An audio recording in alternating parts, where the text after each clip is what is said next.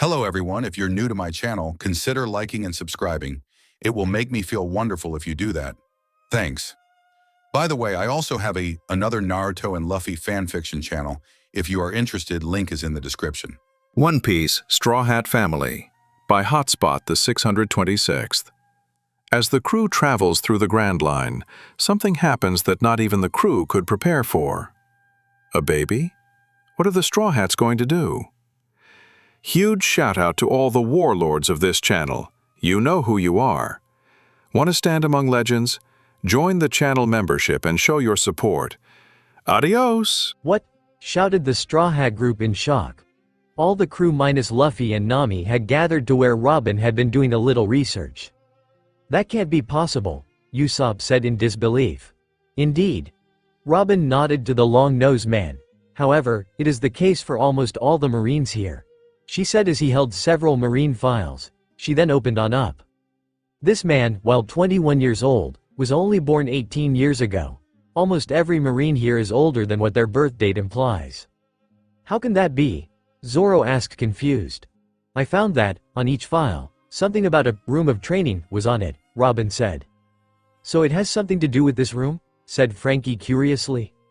Is there anything on the room? Asked Sanji. Robin shook her head. None that I have found yet. So this room ages people? Usopp said confused.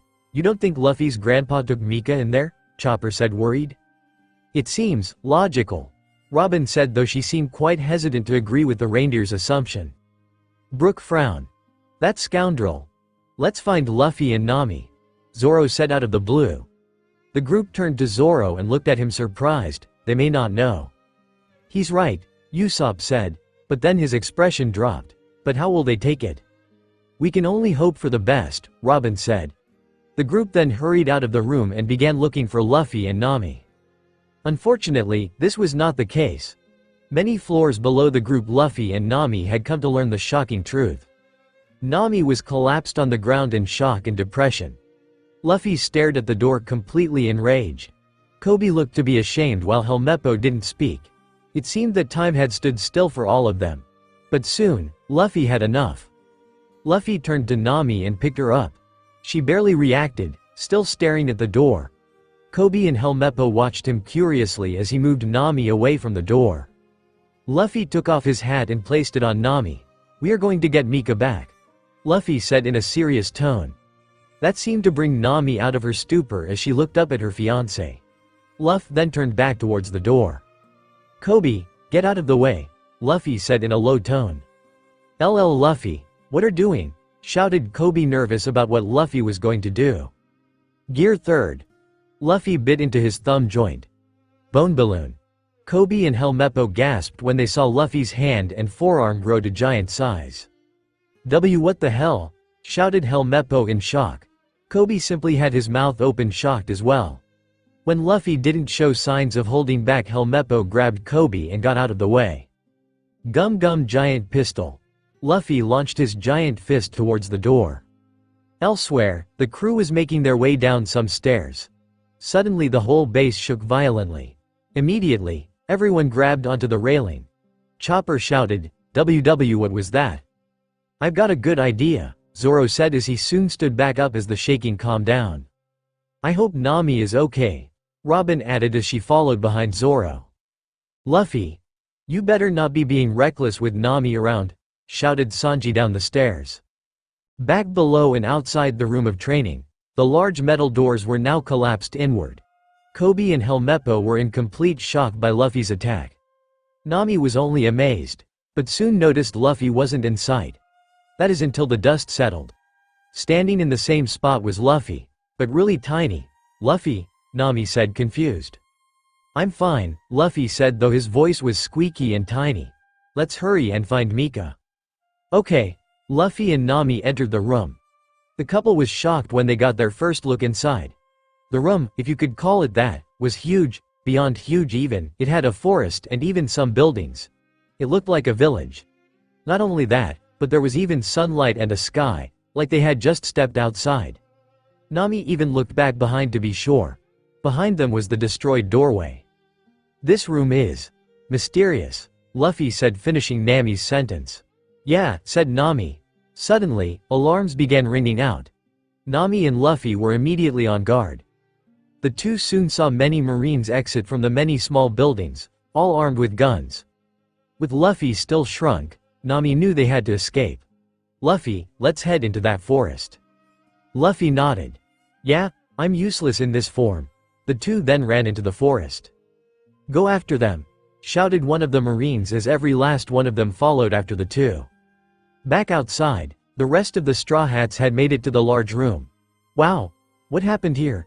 Usopp shouted in shock as he saw the large, metal doors down. I think Mr. Luffy has been through here, Brook observed. Kobe.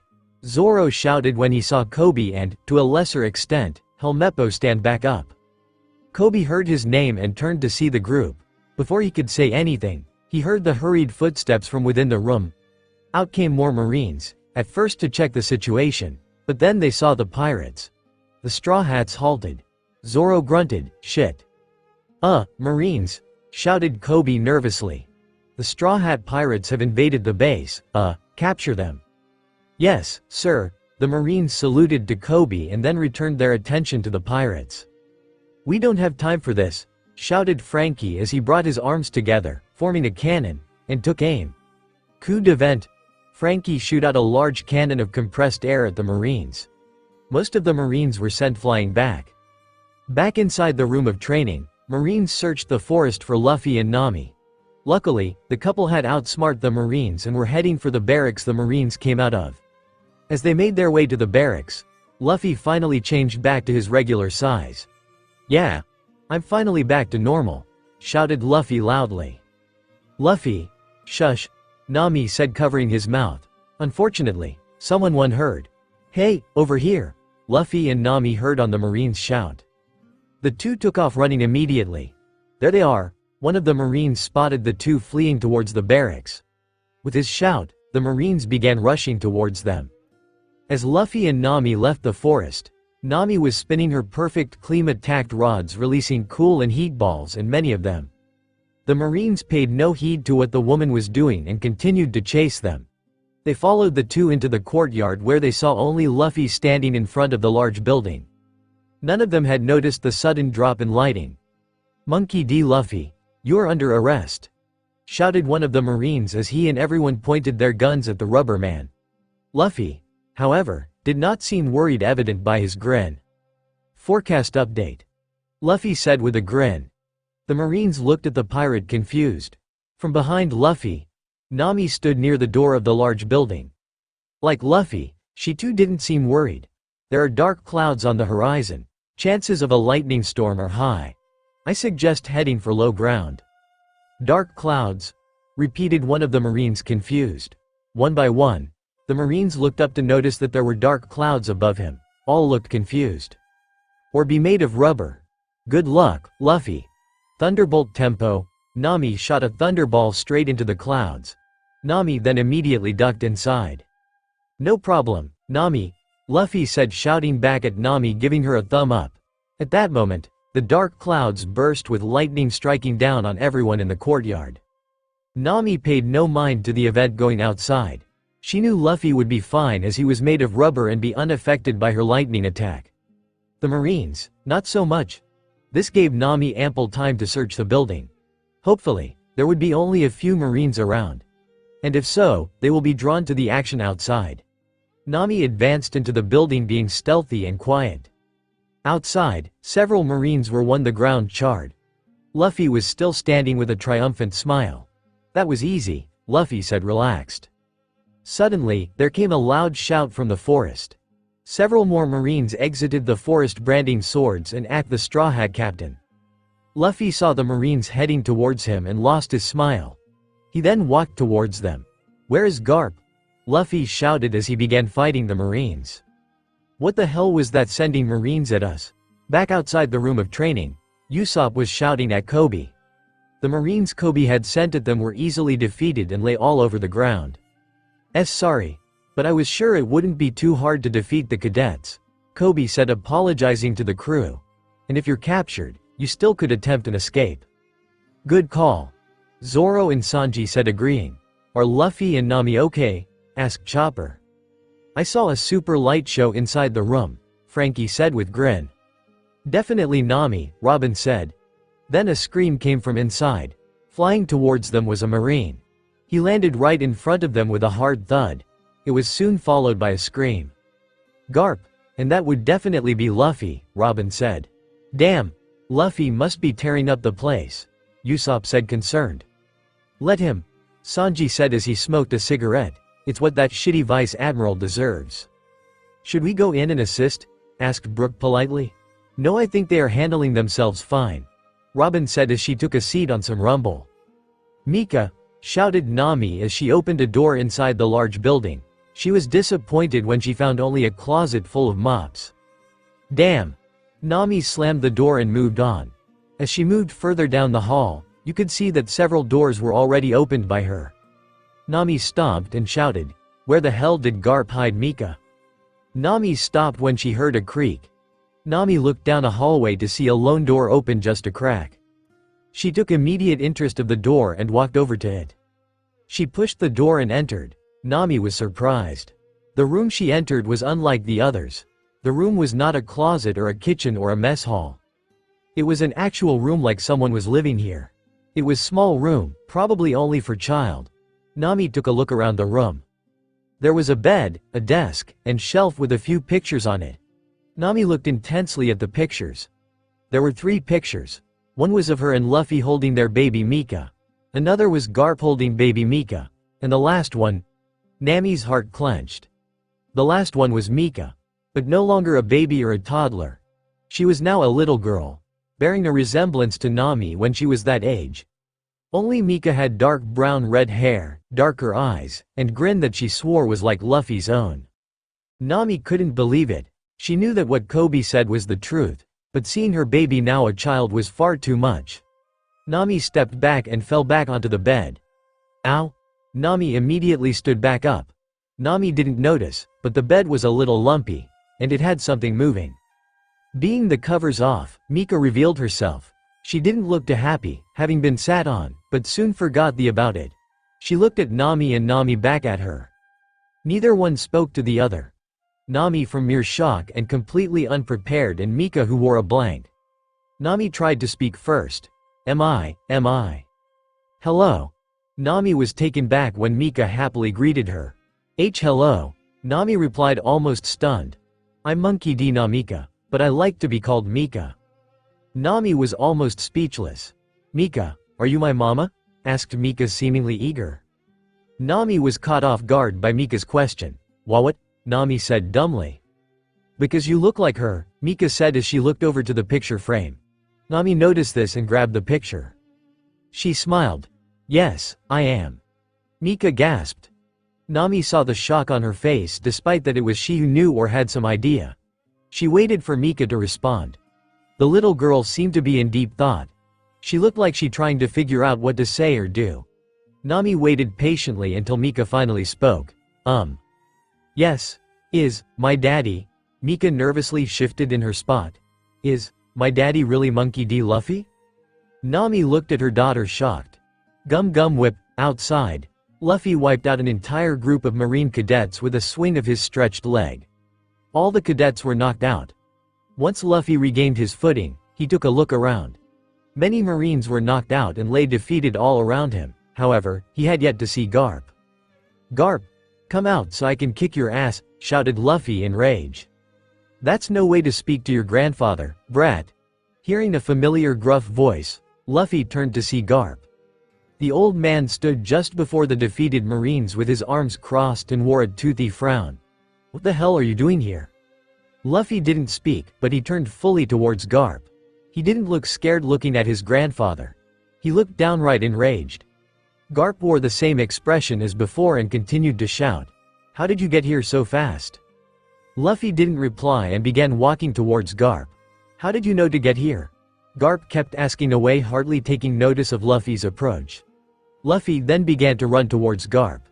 The old Marine lifted his brow. What do you think you're do? Bam. You bastard! Luffy punched Garp before he could finish what he was saying. The tremendous power of Luffy's punch, without the use of his gum ability, sent the Vice Admiral flying back. Outside the room, The Straw Hats were waiting patiently for Luffy and Nami to return with Mika, while they tried to keep themselves until suddenly the wall of the room suddenly broke. Something then landed just after. "What the hell?" shouted Usopp in fright. Kobe and Helmeppo rushed over to the crash. When the smoke cleared, the young Marines gasped. "Garp!" In the crater, Garp laid unconscious with an expression of shock etched on his face. "Ha ha! Luffy did it!" cheered Usopp. "Was there any doubt?" Zoro said with smile. "Super!" shouted Frankie as he posed showing his happiness. "Mika is coming home!" cheered Chopper as he jumped around in excitement. He was joined by Brook and Sanji, also excited. "Do not worry, Princess Mika. You will soon see Uncle Sanji again," shouted Sanji overjoyed. "Dear Mika, your family is here," Brook shouted with bliss. Robin remained silent, but her own joy could be clearly seen. The young woman was smiling, and was waiting in anticipation to see her niece. Back inside, Luffy was breathing heavily. He had put every ounce of his strength into that punch. He felt like Garp deserved more, but unfortunately he had sent him flying. He'll have to find him again. Luffy. Before Luffy could go after Garp, his rage bubbled out when he heard Nami's voice. He turned to see Nami outside the building he had seen her go in. "Nami, Luffy," Nami said again. As Luffy stared at Nami, he caught something just behind Nami. The navigator had also taken notice, but she smiled. She turned her head and spoke softly. "It's okay, he would really like to see you." Luffy watched as a little girl walked out from inside. Luffy's eyes widened as he felt a strange connection with the little girl. The girl seemed a bit bashful as she walked up next to Nami. Nami then took Mika's hand and both of them walked over to Luffy. The two soon stood before Luffy. Nami gestured to Mika and the little girl took a few steps forward. Luffy looked down on the girl while the girl looked down blushing in nervousness. "Are you?" Mika spoke though softly. Luffy could barely hear her. "What? Are you, Monkey D. Luffy?" "Yeah," Luffy said monotonously. "Are you, Monkey D. Namika?" "Yes," Mika said rather quickly. She slowly lifted her eyes at the man. Are you, my daddy?" she asked sounding emotional. Luffy smiled. "Yes. And she," Mika pointed to Nami. "She's really my mama, right?" "Yep. The one and only," Luffy said with a grin across his face. Nami's chest tightened and she smiled warmly towards the man she loved. She then noticed Mika shaking. The little girl was indeed shaking. She was looking up at Luffy, her father, with tears in her eyes. But not of sadness, but of joy. She ran straight into him, throwing her arms around and her head into his shirt. Instack. Through his shirt he could hear her cries. "Daddy, Daddy, Daddy, Daddy. I'm here, Mika." Luffy then stretched his arm and grabbed Nami. He then wrangled her into him and Mika, bringing her in for a family hug. Mika then tried to wrap her arm around Nami, completing the family hug. Luffy then added, "And Mama's here too. And we'll never be separated again." Mika lifted her head up. Her tears were drying and her eyes looked incredibly hopeful. "Promise." "Promise," both Luffy and Nami said confidently. Mika grinned and tried to hug her parents even tighter. A truly touching family moment. A family reunited. To be continued. Hey! The Straw Hats turned towards wide entrance into the room of training. They all smiled when they saw Luffy waving towards them with wide grin. Close by was Nami, also smiling and holding hands with Mika, who looked a little nervous. She looked up to her mother. "Are you sure they will like me?" "Of course they will," Nami said, smiling down at her daughter. "And if they don't, they'll have to pay a hefty debt the likes of which they will never repay," Nami continued to say in an overly sweet tone, hiding her truly cruel act. Mika wasn't sure what to say. "Huh? Oh, nothing, sweetie," Nami said with a giggle. Mika stopped when she heard her name. But it wasn't from Luffy or Nami. It was from the loud and boisterous men that were not only shouting, but also jumping and throwing confetti in celebrations. The ones doing this were Usopp, Sanji, and Chopper. Along with them were many adults which stood standing, but also smiling. "Mika Heim," shouted Sanji cheerfully. Mika became even more nervous and hid behind Luffy. The young man was surprised when he felt someone clenched onto his vest and looked over his shoulder to see Mika. "Hey, what's wrong?" Mika did not reply. Nami walked next to Luffy and spoke. I think she's just shy. It has been a long time for her. She probably barely remembers them. So, let's try to do this one step at a time, Nami said softly. Hey, what's keeping ya? Bring forth Mika. Usopp shouted joyfully, not realizing that the attention he and the others were giving was frightening the little girl. Though, Robin seemed to have picked up on it. Usopp. Robin spoke, gaining the man's attention. I think we should be a little more gentle. Gentle? How come? Asked Usopp, confused. Chopper and Sanji also stopped their merrymaking. Look at her. She's a little frightened, Robin said, surprising the crew. Frightened? Repeated Chopper, confused. Why would she be afraid of us? We're practically family. Usopp reasoned to Robin. To us, yes, and of course still. But she has been separated from us for 4 years by her time. She has most likely forgotten us. The crew seemed to be shocked by Robin's words. None of them had really thought about Mika forgetting them. In hindsight, they were probably trying not to think much about it. Robin then continued to speak. We need to be supportive and patient. Luffy and Nami soon exited the dreadful room. Luffy now carried Mika, giving her comfort. She practically had her face in his shoulder. They stopped just in front of crew, who remained silent and quiet. Luffy could tell that they had already decided on something for Mika, so he just smiled. Let's get out of here, guys. You got it, Straw Hat, Frankie said with a grin. The crew began to leave. Before joining them, Luffy and Nami stopped at Kobe and Helmeppo. Thanks, Kobe, Luffy said with a smile. Kobe scratched the back of his head, feeling embarrassed. It was nothing. Everyone stopped as they heard a grunt come from the crater behind Kobe and Helmeppo. Garp soon sat up, rubbing his head in pain. That sure hurt. The crew glared at Garp, and even readied to fight. Nami quickly walked over to Garp. She crouched down near Garp. The old man didn't know what hit him when he suddenly felt his ear get pulled painfully. Don't you ever take my daughter away from us again, scolded Nami like a mother to a child. Ow, ow, ow, I'm sorry. I won't do it again, I promise, shouted Garp in pain, like said child being scolded by his mother. Good. Feeling that his apology was satisfactory, Nami let go of Garp's ear. The old man soon began rubbing his ear, trying to ease the pain. His eyes were even a little teary from the pain. Nami then stood up. Though she still looked a little angry, she had one more thing to say. And, thank you, for keeping us in her life, a little. Garp looked at the woman and snorted indignantly. Well, what did you expect? She asked, so I did my best. Thank you, Nami said again before turning away from him. Go say goodbye, Luffy said to Mika with a smile. He set the little girl down and she rushed off towards her great-grandfather. The crew was nearly shocked. Luffy, what are you doing? Sanji shouted, confused and a bit angry. However, they wouldn't stay angry for long. Everyone watched as Mika practically jumped into Garp's arms with a smile. Garp caught her and laughed. Mika then shouted out, Bye Gramps, I'm leaving now. You sure are, you little monkey. Garp replied with a grin. You sure you still don't want to be a marine? Mika shook her head. No, I want to be a pirate, Mika said with a grin mimicking her father's own. The crew smiled, almost in triumphant. Luffy and Nami couldn't be more proud. Garp laughed. Bawahahahaha. Then you go be the best pirate ever. This statement shocked Luffy.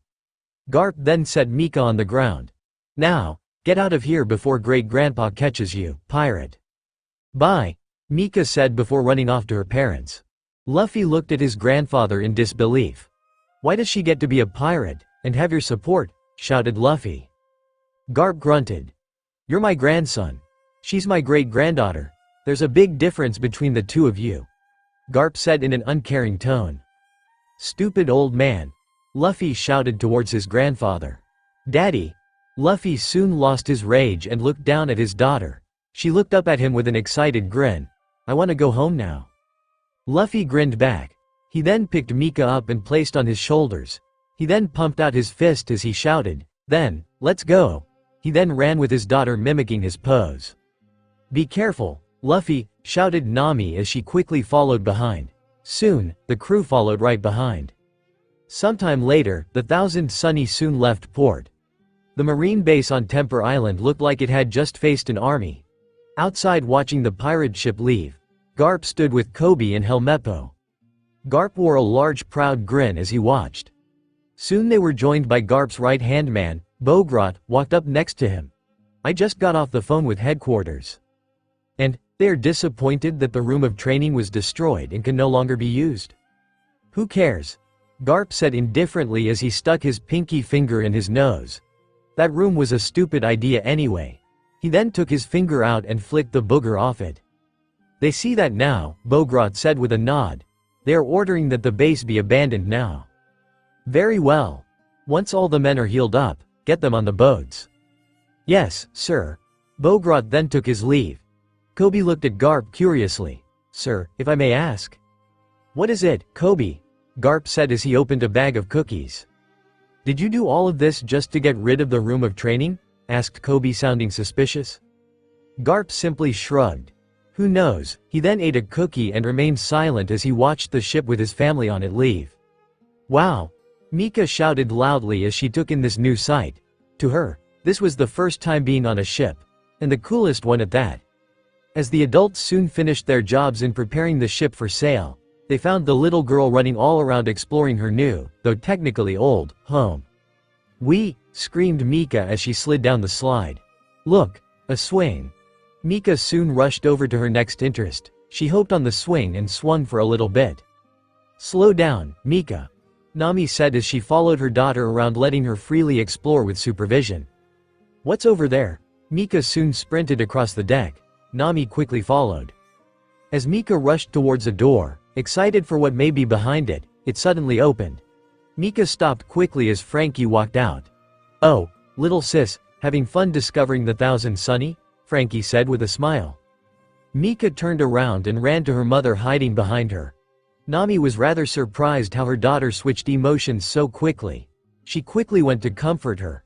"It's all right, Mika, he's just Frankie." "Did you know that I built her?" Frankie said proudly. Mika looked from behind Nami. She SS. You did?" "Yeah." Mika flinched back behind Nami when she heard new voices. With fishing poles in their hands, Luffy, Usopp, and Chopper stood nearby. Mika smiled seeing her father, but she was still shy due to the others. "The Sunny has all kinds of rooms. We definitely gotta take you below to see all the cool stuff," Usopp said, grin trying to be friendly. "Cool stuff?" Mika moved out of her mother's shadow, becoming interested in the cool stuff. "Yeah," shouted Chopper cheerfully. "We have cool vehicles like a submarine and a paddle boat." See, cool." Mika broke from her shyness as an energetic girl soon replaced her. Nami smiled seeing this kind of personality from Mika. "Come on little sis." Frankie soon lead her to the hatch that lead below to the soldier dock system. Mika quickly followed. Everyone else stand above deck. Luffy turned to Nami, grinning widely. "Hey Nami, I have an idea." Down below, Frankie showed Mika all the cool vehicles in the dock system. He explained each one to the little girl. He even showed her the little pool they had due to extra space. Mika found everything to be so cool. "You are definitely Straw Hat's kid," Frankie commented with a smile. Mika heard Frankie's comment and immediately went back to being shy. Frankie chuckled seeing how nervous the little girl was being. Frankie heard Mika speak up. Mr. Frankie." "Just Frankie, little sis. Why are you called Cyborg? Is it because you make cool stuff?" Mika asked, a bit embarrassment. Nah, girly. I am a cyborg. See?" Frankie held up his hand and removed the covering, showing that it was metallic. Mika stared at it in awe. "That's so cool. No, it's super," shouted Frankie as he went into pose. Mika was immediately caught up in the coolness that she copied Frankie's pose. The cyborg saw this and laughed. He then began to explain a bit about his abilities as a cyborg. Sometime later, Mika soon exited from dock system. "Thank you for showing soldier thingy, Frankie. It was awesome." "No problem, little sis," Frankie shouted from below. Mika then closed the hatch. When she looked around, she could only see her father with Chopper and Usopp still fishing. Mika quietly walked over to them, curious about what they were doing. When she reached them, she found that they were all asleep, leaning into each other for support. The comedic sleep bubble was coming from all of their noses. Daddy? Mika said hesitantly. She also tugged on the man's shirt. All the sleep bubbles popped. Wah? Said the three dumbly. Being half asleep, Chopper toppled off the railing. Wah! Screamed the reindeer. Ah! Chopper! Luffy quickly jumped down following Chopper. Mika watched as she saw her father's hand stretch up to grab the railing. Mika looked down to see her father holding Chopper, and his arm stretched quite a distance. Nice save, Usopp said with a smile and thumb up. Thanks Luffy, Chopper said relieved. Daddy, your arm, Mika shouted in amazement. Luffy soon stretched back up onto the deck. After setting Chopper down, Luffy turned around and sat right in front of Mika. Oh yeah, I guess you don't remember, Luffy said with grin. Your pops is a rubber man. See? Luffy then stretched one of his cheeks. Wow, Mika said in amazement. She then proceeded to pull her father's other cheek. Both Usopp and Chopper tried to stifle their laugh. Mika then let go as she thought of something. Does that mean I'm a rubber girl? No, Luffy said flatly. I ate a devil fruit, and it gave me rubber powers. Chopper ate one too, and it made him talk and change. Really? Mika said as she looked at Chopper with interest. Yeah. Chopper smiled with a nod. Robin and Brook also ate devil fruit. Usopp added in tangent. Usopp then got an idea. Hey Luffy. Let's do that thing we did for Mika on her birthday. Luffy grinned excitingly. Alright. Luffy then stood up and took a few steps back. Mika watched with great interest. Her father then shouted, "Gum gum balloon," and he then blew up like said balloon. Wow, cool, shouted Mika running up to her father and looking him over. Luffy then rolled over on his back. Usopp then picked Mika up. Now it's a gum gum trampoline, shouted Usopp cheerfully as he tossed Mika on Luffy. Mika was surprised when she was tossed, but after the initial first bounce she soon found it fun. She began willingly bouncing on her father's inflated belly. Usopp and Chopper cheered the little girl as she jumped. Luffy muttered a chuckle trying his best to keep the air in. Unfortunately, one bounced too hard. Luffy couldn't keep the air in. As Mika flew in the air she noticed her father had deflated. She immediately screamed as she fell. Heavy point. Mika soon felt large arms hold her. She looked up to see an oddly furry man with the same hat as Chopper. Who, that's Chopper. Usopp stated with a hint of relief. That's one of his changes. Yep, I'm still me, Chopper said with a smile. Cool, Mika shouted, her initial shock replaced with excitement. Are there more? Yeah, shouted everyone. Soon the four of them had their 3 minutes of fun as Chopper used his rumble ball to display all his forms for Mika. She rode Chopper's walk point. She felt like she was flying with jump point. She watched as he father sparred with horn point and arm point. And for the final point in Chopper's arsenal, it's so fluffy, screamed Mika giddily as she hugged guard point Chopper. Watching all this, Nami was quite happy with the scene. She had heard from Frankie that Mika had wanted to know about the soldier dock system and then about himself.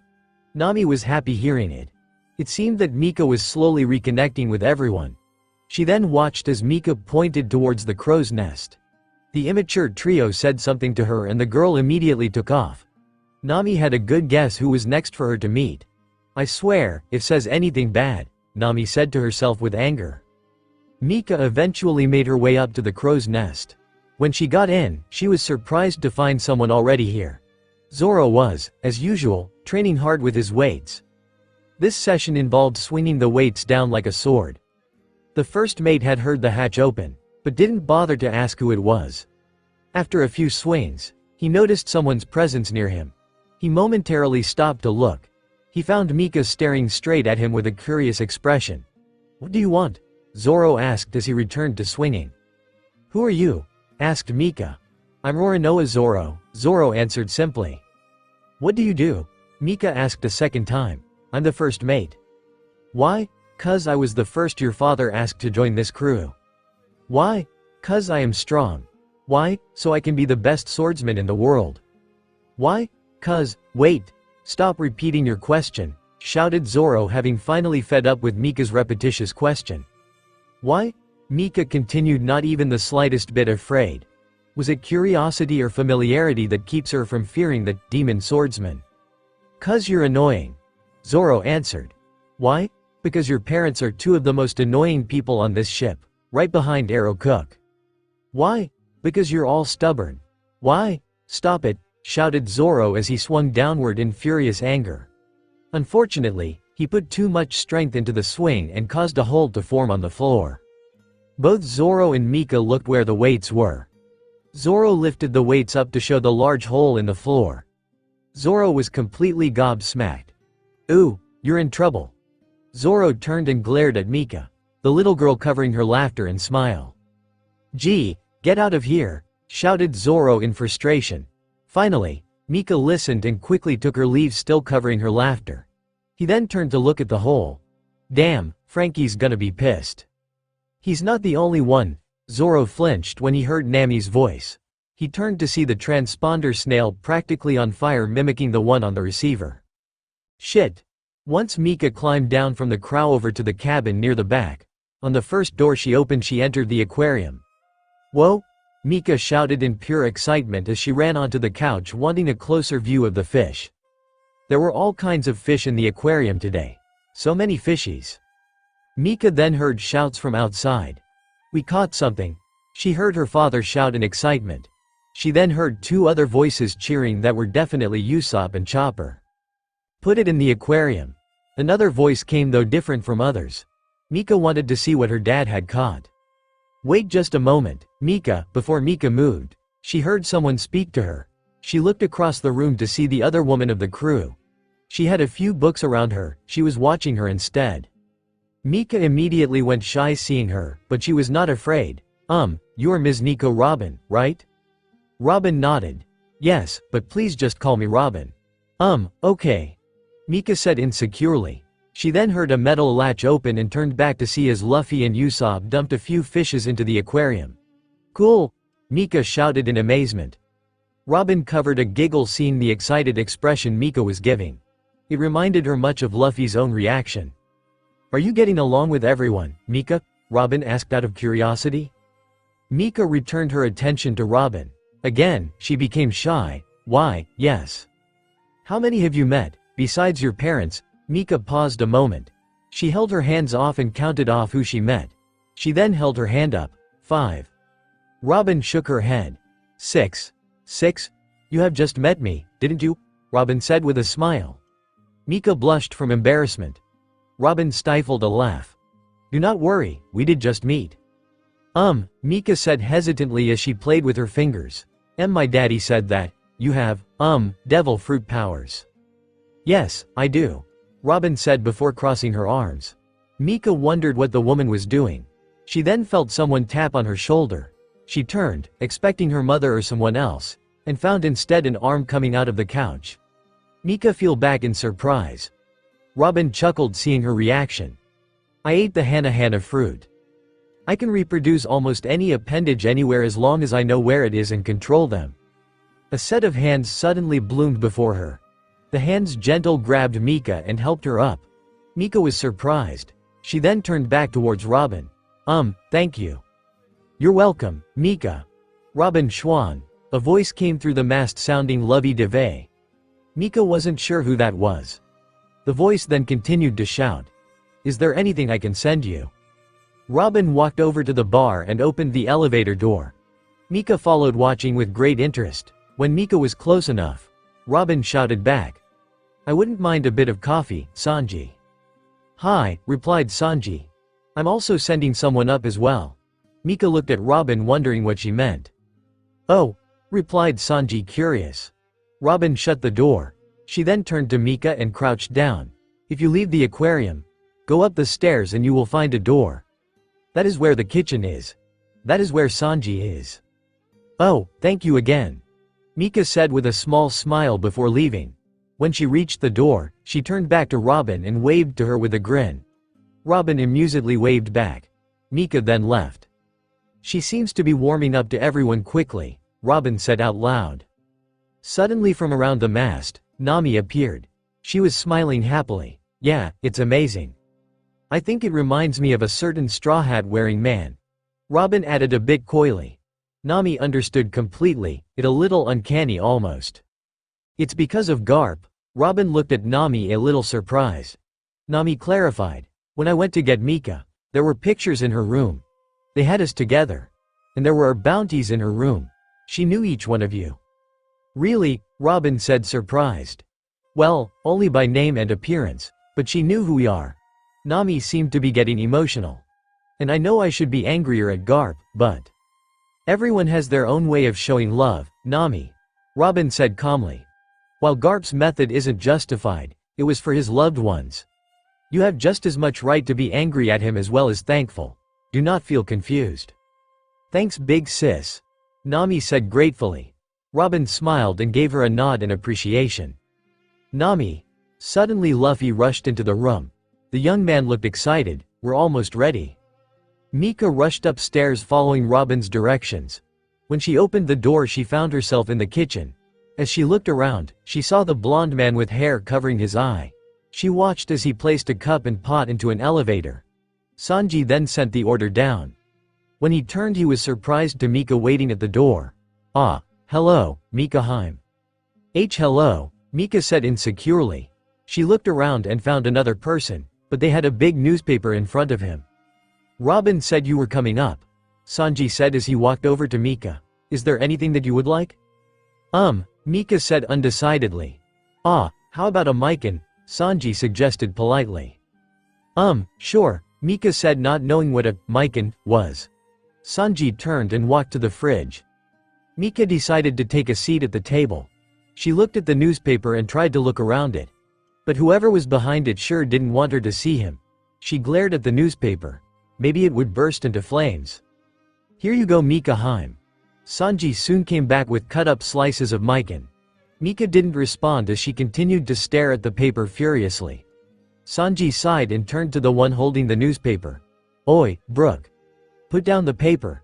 You're being rude to our princess. I am sorry, Mika-chan. Mika broke her intense stare when she heard a polite voice reply. However, the newspaper stayed up.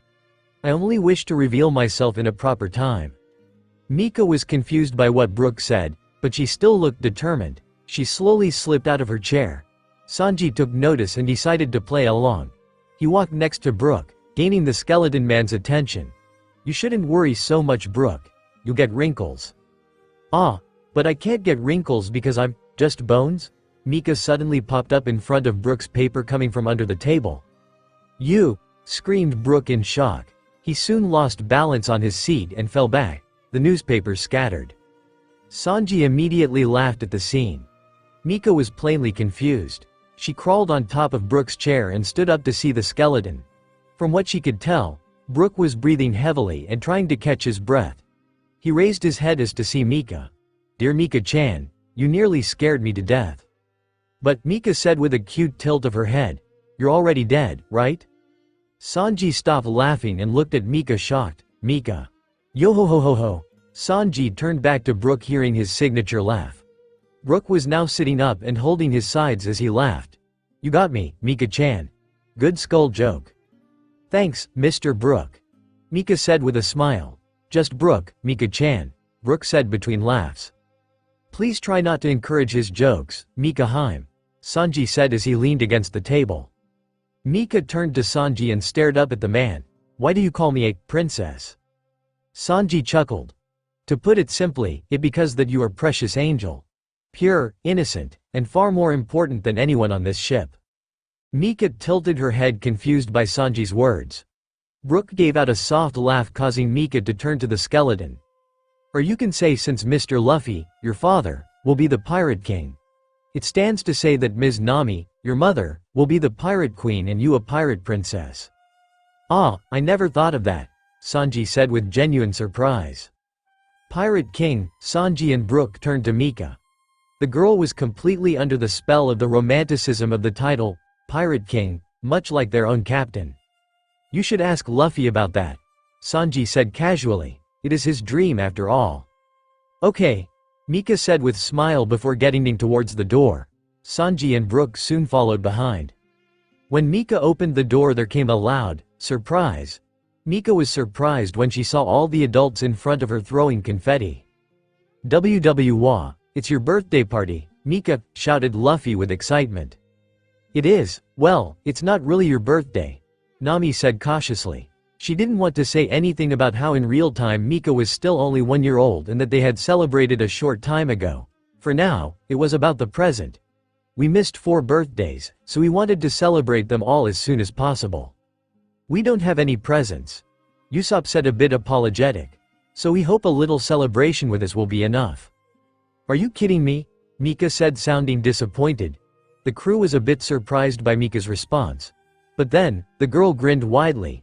That's all I want, Mika said as she ran over to hug the nearest people, which was Usopp and Zoro. Well, what are we waiting for? Let's party, shouted Frankie and cheer. He was soon followed by cheers from the others, and the party begun. It was now night. The party for Mika had lasted most of the day. Many of the Straw Hat crew were sleeping out on the deck. There were only a few awake. Robin was one of them, keeping night watch for the sleepy crew. The other 3 were currently in their room. In their room, Luffy and Mika, still full of energy, were bouncing on the king-size bed. While Luffy remained in his same outfit, Mika was now in light blue pajamas. Soon Nami entered, also wearing pajamas. While she was happy that Mika was having fun, she was also tired. Okay, time to settle down. Everyone needs to get some sleep. Luffy and Mika looked at Nami with a frown. We're not tired yet, Nami, Luffy whined childishly. Yeah, not tired, Mika said, repeating her father. Nami sighed. When did I have 2 children? But Nami smiled, and soon joined her family on the bed. She then turned to Mika. Did you have a good day? Mika smiled and nodded. Yeah, I saw everyone. Really? Nami said, feigning surprise. Yeah, did you know that Uncle Frankie is a cyborg? Like a real one, Mika said excitingly. Huh? You didn't know MMPPF? Luffy was about to say something before Nami elbowed Luffy's stomach. No, that's quite amazing, Nami said while sending Luffy a hint not to ruin Mika's moment.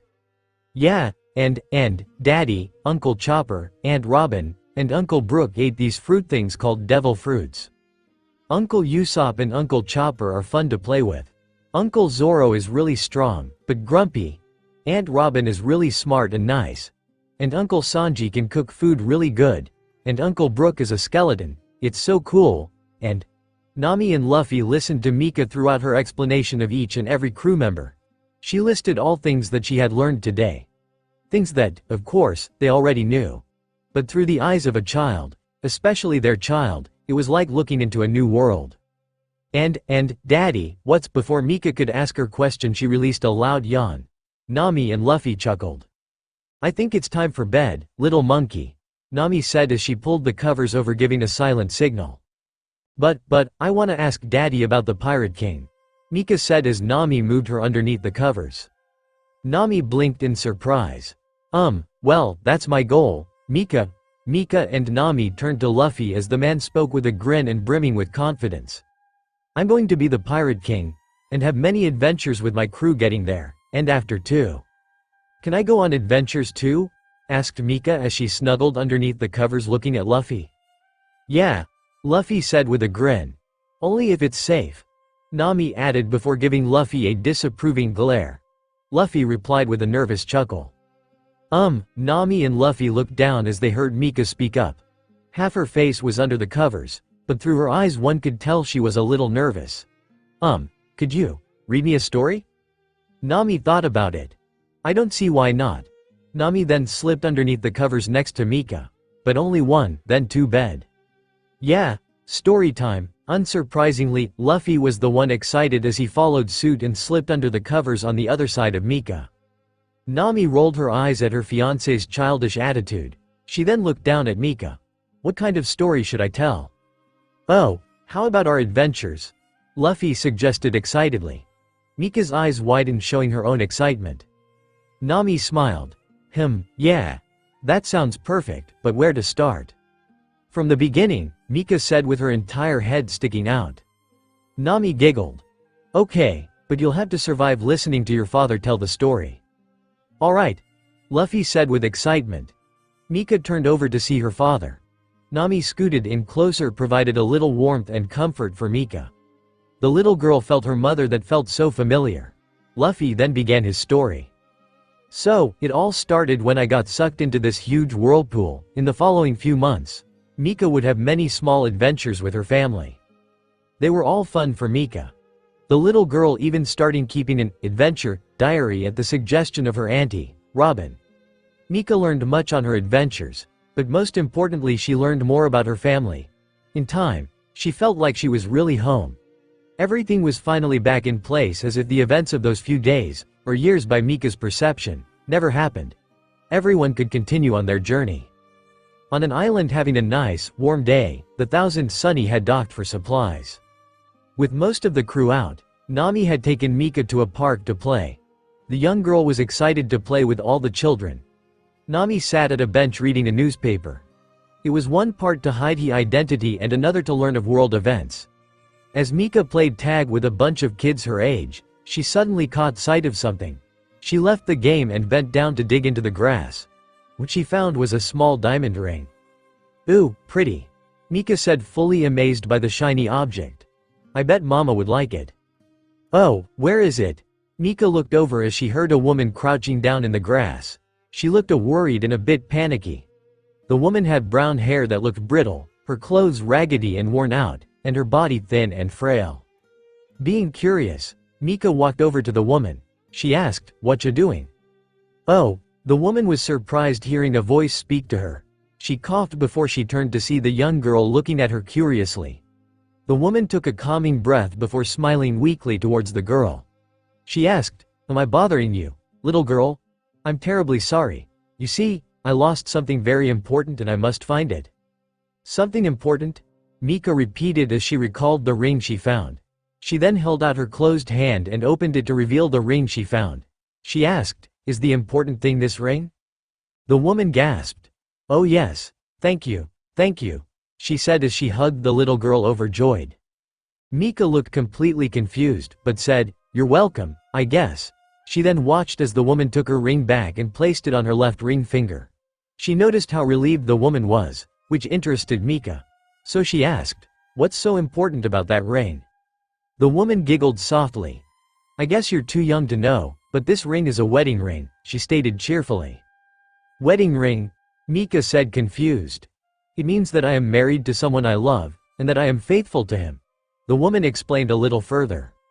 "Oh," Mika said as she realized what the woman meant, "like my mama and daddy." "Exactly," the woman said, smiling softly. "I bet your parents are wearing their wedding rings too." Mika thought for a moment. She then shook her head. "No, I don't think I've ever seen them wear a ring," she stated. Mika turned hearing her name.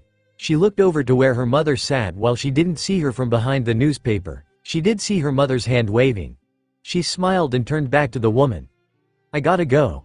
Bye," she said quickly before running off to her mother. The woman was a little stunned by how quick their meeting was, but she softly giggled. "What a lovely girl," she said before she stood up. "And here I was hoping she could play with my son." The woman began laughing softly before she began coughing, but this time a little harder. She eventually got over her coughing fit and then walked away from the park. Preparations begin for the wedding of Monkey D. Luffy and Nami. It was now much later in the day. All the crew had returned to the Thousand Sunny. Everyone was getting ready to eat. Except Mika, who was absent at the moment. This was concerning to everyone. "Where's Mika?" Usopp asked, curious. "I would have thought that she already be taking plates and eating them." "Damn it, Luffy. You and your bad habits," Sanji grumbled as he cooked the food. "Last I saw of her, she went into Mr. Luffy and Ms. Nami's room," Brook stated. "Huh?" Luffy said, confused. "What does she want to do in there? She has her own room now."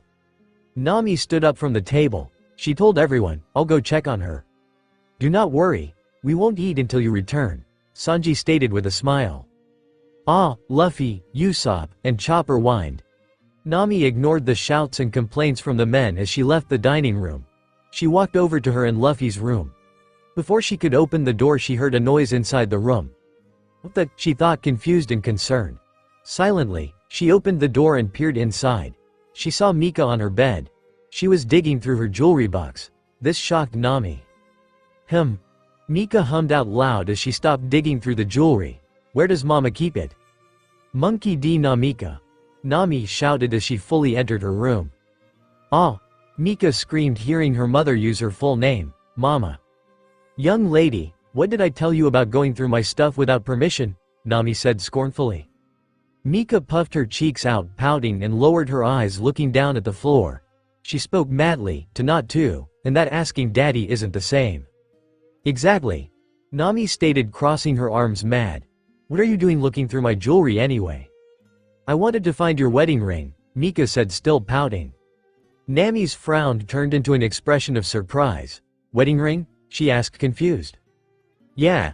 Mika said, now smiling. Cooling off her temper, Nami walked over to the little girl and sat on the bed. She looked at her daughter, concerned. Why would you be looking for that?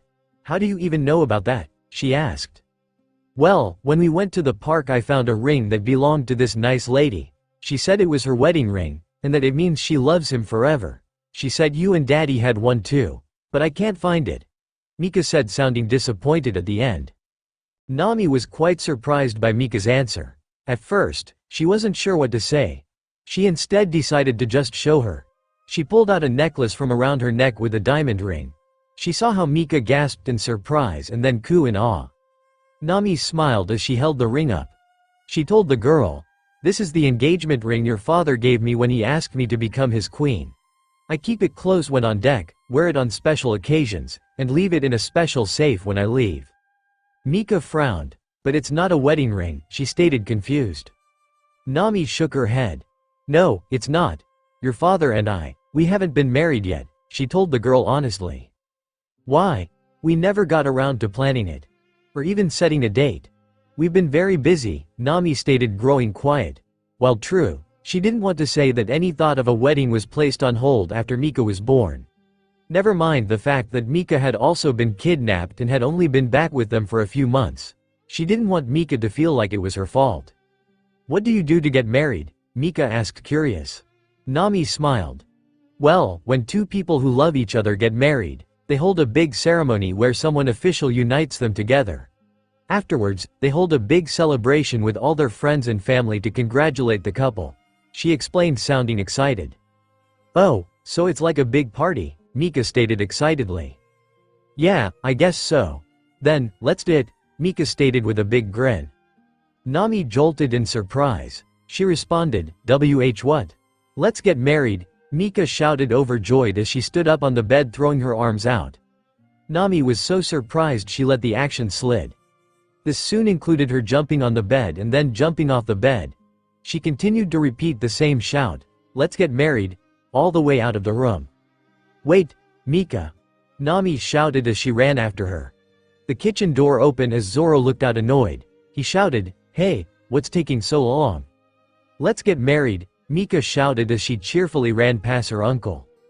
Zoro watched the girl pass by, looking confused. He questioned, what? Let's get married, Mika Cone ran around the table. She then stopped at her father, grinning excitedly. Hey, monkey! Luffy greeted, grinning happily. What's happening? Mika giggled before shouted, we're getting married. The whole dining room went quiet.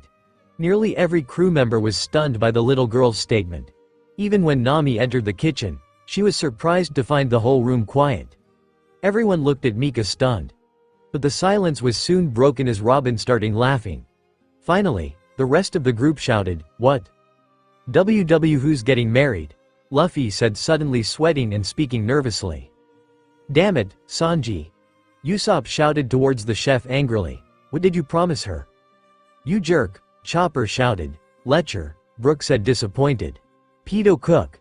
Zoro stated, disgruntled. Shut up, you shitty bastards, Sanji shouted back, unable to contain his anger. I didn't say a damn. He was then immediately punched by Nami, ceasing his potty mouth. Don't curse, damn it! Nami shouted viciously. Worry, Nami, Sanji said, shamed. Guys. Frankie stated, being the only one besides Robin, who was still laughing, to keep a cool head. He then restated for the group, I think little sis is talking about Straw Hat and Girly getting married. Oh, right. Everyone minus Robin said, finally understanding.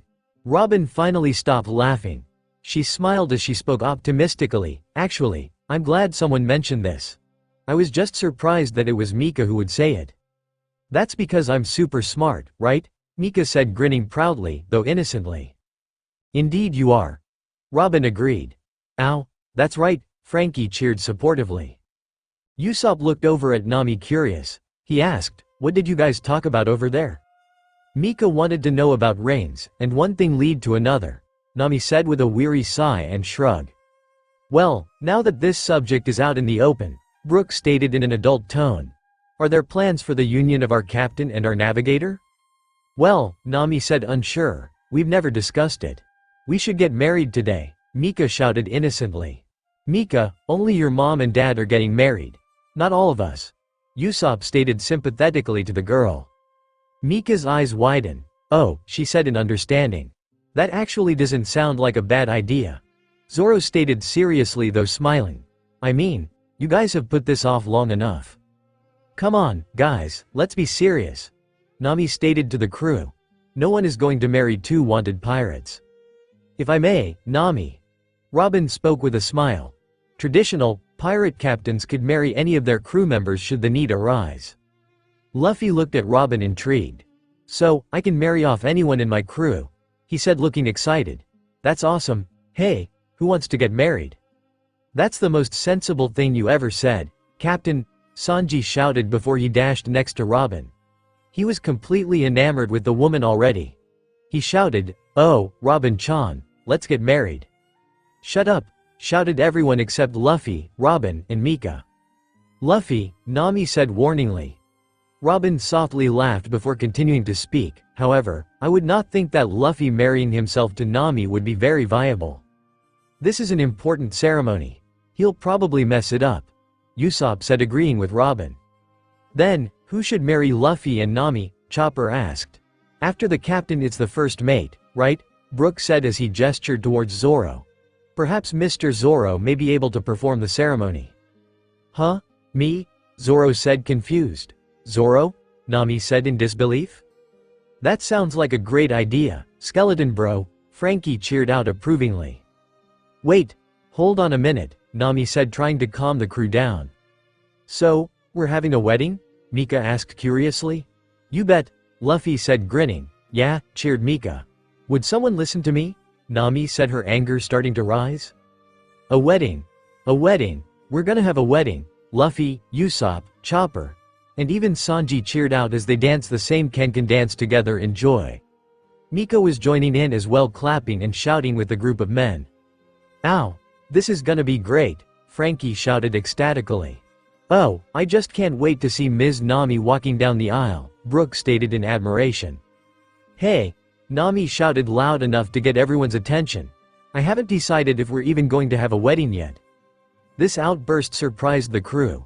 Luffy asked bluntly, wait, so, you don't want to get married? No, I mean, yes, I mean, oh, forget it, Nami shouted as she left the kitchen angry. What's got her so riled up? Usopp asked confused. I don't know. Luffy said just as confused. Robin stood up from her chair. I'll go talk to her, she said as she walked outside, but before leaving completely, she quickly said, by the way, Luffy, you should probably take care of Mika. Huh? Luffy said before looking over at his daughter. He gasped when he saw Mika tearing up and sniffling her nose. Luffy gulped. Oh no, he said worriedly. Crap, shouted the rest of the crew as stood up looking worried and hesitant. Robin smiled as she closed the door to the kitchen. She only took a few steps away before a loud wail pierced through the room. She could hear the agony of her crew just slightly underneath the wail. She ignored it for the most part in favor of the orange-haired navigator heading back to the kitchen. She met Nami right at the bottom of the stairs. What's wrong, Robin? Nami asked extremely worried. What's wrong with Mika? Mika will be fine, Robin stated surely. She then gestured towards the seats around the main mast. She told Nami, let's have a talk. Nami looked up at the dining room cabin in distress. But Mika, she said before trying to get past Robin hurriedly. However, Robin quickly stopped her. Now, Robin said more sternly. Nami was surprised by the sudden stern tone she received from her big sister figure. Though she felt that she needed to go and comfort Mika, Nami relented and took a seat. Fine, Nami said, frowning in defeat. Good. Robin said as she soon joined next to Nami. Now then, could you please explain what happened earlier? Nami sighed. I'm sorry, I really do want to marry Luffy, she told the older woman. It's just. Yes. Robin said, intrigued. It's just, in the back of my mind, this wasn't how I saw myself getting married, Nami said admittedly. Oh, I never did think much about marriage. But when I did, I always thought I'd get married to some rich, handsome, caring, smart man at my hometown after finally buying it back from that bastard, Arlong, with my sister and friends. Then, I could spend the rest of my days in luxury maintaining a mic and grove. Luffy is smart? Robin asked curiously. In his own way. Nami stated clearly. Doesn't mean that he's any less of an idiot when he does something reckless. I see. Robin said, covering a chuckle with her hand. She then continued talking about Nami's issue. She asked curiously, and what do you think now? I guess that I don't have my sister, Genzo, and everyone in Kokoyashi here to see me get married, Nami said with a frown. Is that all? Robin said, nearly laughing. I know, it sounds silly, Nami stated, embarrassed. Just a little. Robin said, agreeing with Nami. But what woman doesn't at one point imagine their perfect spouse and wedding? Have you? Nami asked, curious. But what matters, Robin said, completely ignoring Nami's question while still smiling, is what's important now. Maybe this won't be the wedding of your dreams, but it can be a great wedding in reality. Yeah, Nami said, smiling as she thought of the potential wedding to be. Robin placed her hand on Nami's shoulder, giving some comfort. She then spoke, you have friends and family here. Let's not waste this opportunity. Yeah, you're right. Nami said, smiling. Now then, Robin said as she stood up from her seat. I believe you need to apologize to someone. Luffy? Nami asked, confused. No, suddenly, the two walk open. Mika, they heard Luffy call out in distress. Nami and Robin looked up to see Mika running towards the stairs and then down them. When she reached the bottom, the women saw the girl completely in tears. Mama, Mika cried out sadly. Mika, Nami said, surprised, before she rushed over to comfort her daughter. Oh, sweetie. Why are you crying? Please don't cry. What's wrong? Mika spoke through tears and hiccups. You and Daddy aren't getting married. What? Nami said, frowning in confusion. You and Daddy don't love each other anymore. Mika cried out before a fresh wave of tears flowed out, followed by a wail. No, Nami said quickly as she pulled Mika into a hug. She let Mika cry into her shirt and stroked her hair. She comforted the little girl. No, of course, I still love Daddy very much. And I'm sure that Daddy still loves Mama. Mika looked up at her mother. She was still crying, but she had calmed down a little. But, you said you didn't want a wedding, she said, speaking more clearly. That was just Mama being nervous. Nami stated, smiling though embarrassed. Everything was happening so fast that Mama wasn't thinking straight. Mika sniffled as she finally stopped crying. She then wiped away the remaining tears. Nami smiled. So, can you forgive Mama for making you cry? She asked, sounding optimistic. Are you going to marry Daddy? Mika asked. Yeah, are you? Nami looked up at the upper deck. Luffy, along with the rest of the crew, were watching on, looking curious and eager. Especially Luffy. Nami rolled her eyes, but she was smiling happily. Yes. Let's have a wedding, she stated determinedly. Yeah. Luffy and Mika cheered excitedly. About time. Zoro stayed, grinning proudly. Yahoo, this is gonna be great, Usopp cheered in excitement. I've never been to a wedding before, Chopper said, brimming with excitement. Ow. This is gonna be super, Frankie cheered out before posing his traditional pose. How are you holding up, Mr. Sanji? Brook asked, concerned if the chef was disliking this wondrous occasion. He was surprised to find Sanji leaning back against the cabin, smiling fondly. I'll be fine, Sanji stated coolly. This is for Luffy, Nami and Mikaheim. That's what's important. Alright, everyone, Luffy shouted as he stood on the railing. Let's get ready for a wedding. Nami let go of Mika, allowing the girl to scream out in joy. Yeah. What do we need to do for a wedding? Chopper asked, curious. We need some decorations, Usopp stated eagerly. We'll need some food for the reception, Sanji stated. Zoro needs to learn his lines, Robin stated amusedly. What? Zoro said, confused. Ah, suits, Brooke said energetically. We should all find suits and dresses. Good idea, Brooke. Nami said in agreement. Tomorrow, we should all get suits and dresses for the wedding. Can't we just wear our regular clothes? Frankie asked. Not for my wedding, you're not, Nami stated sternly.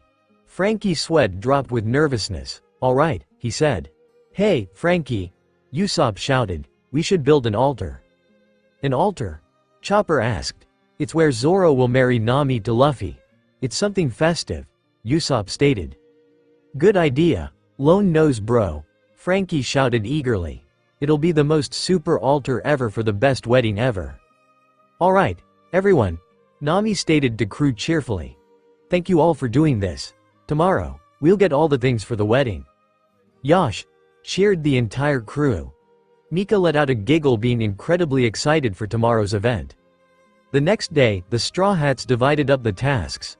Sanji took Chopper to get all the food to be served at the reception.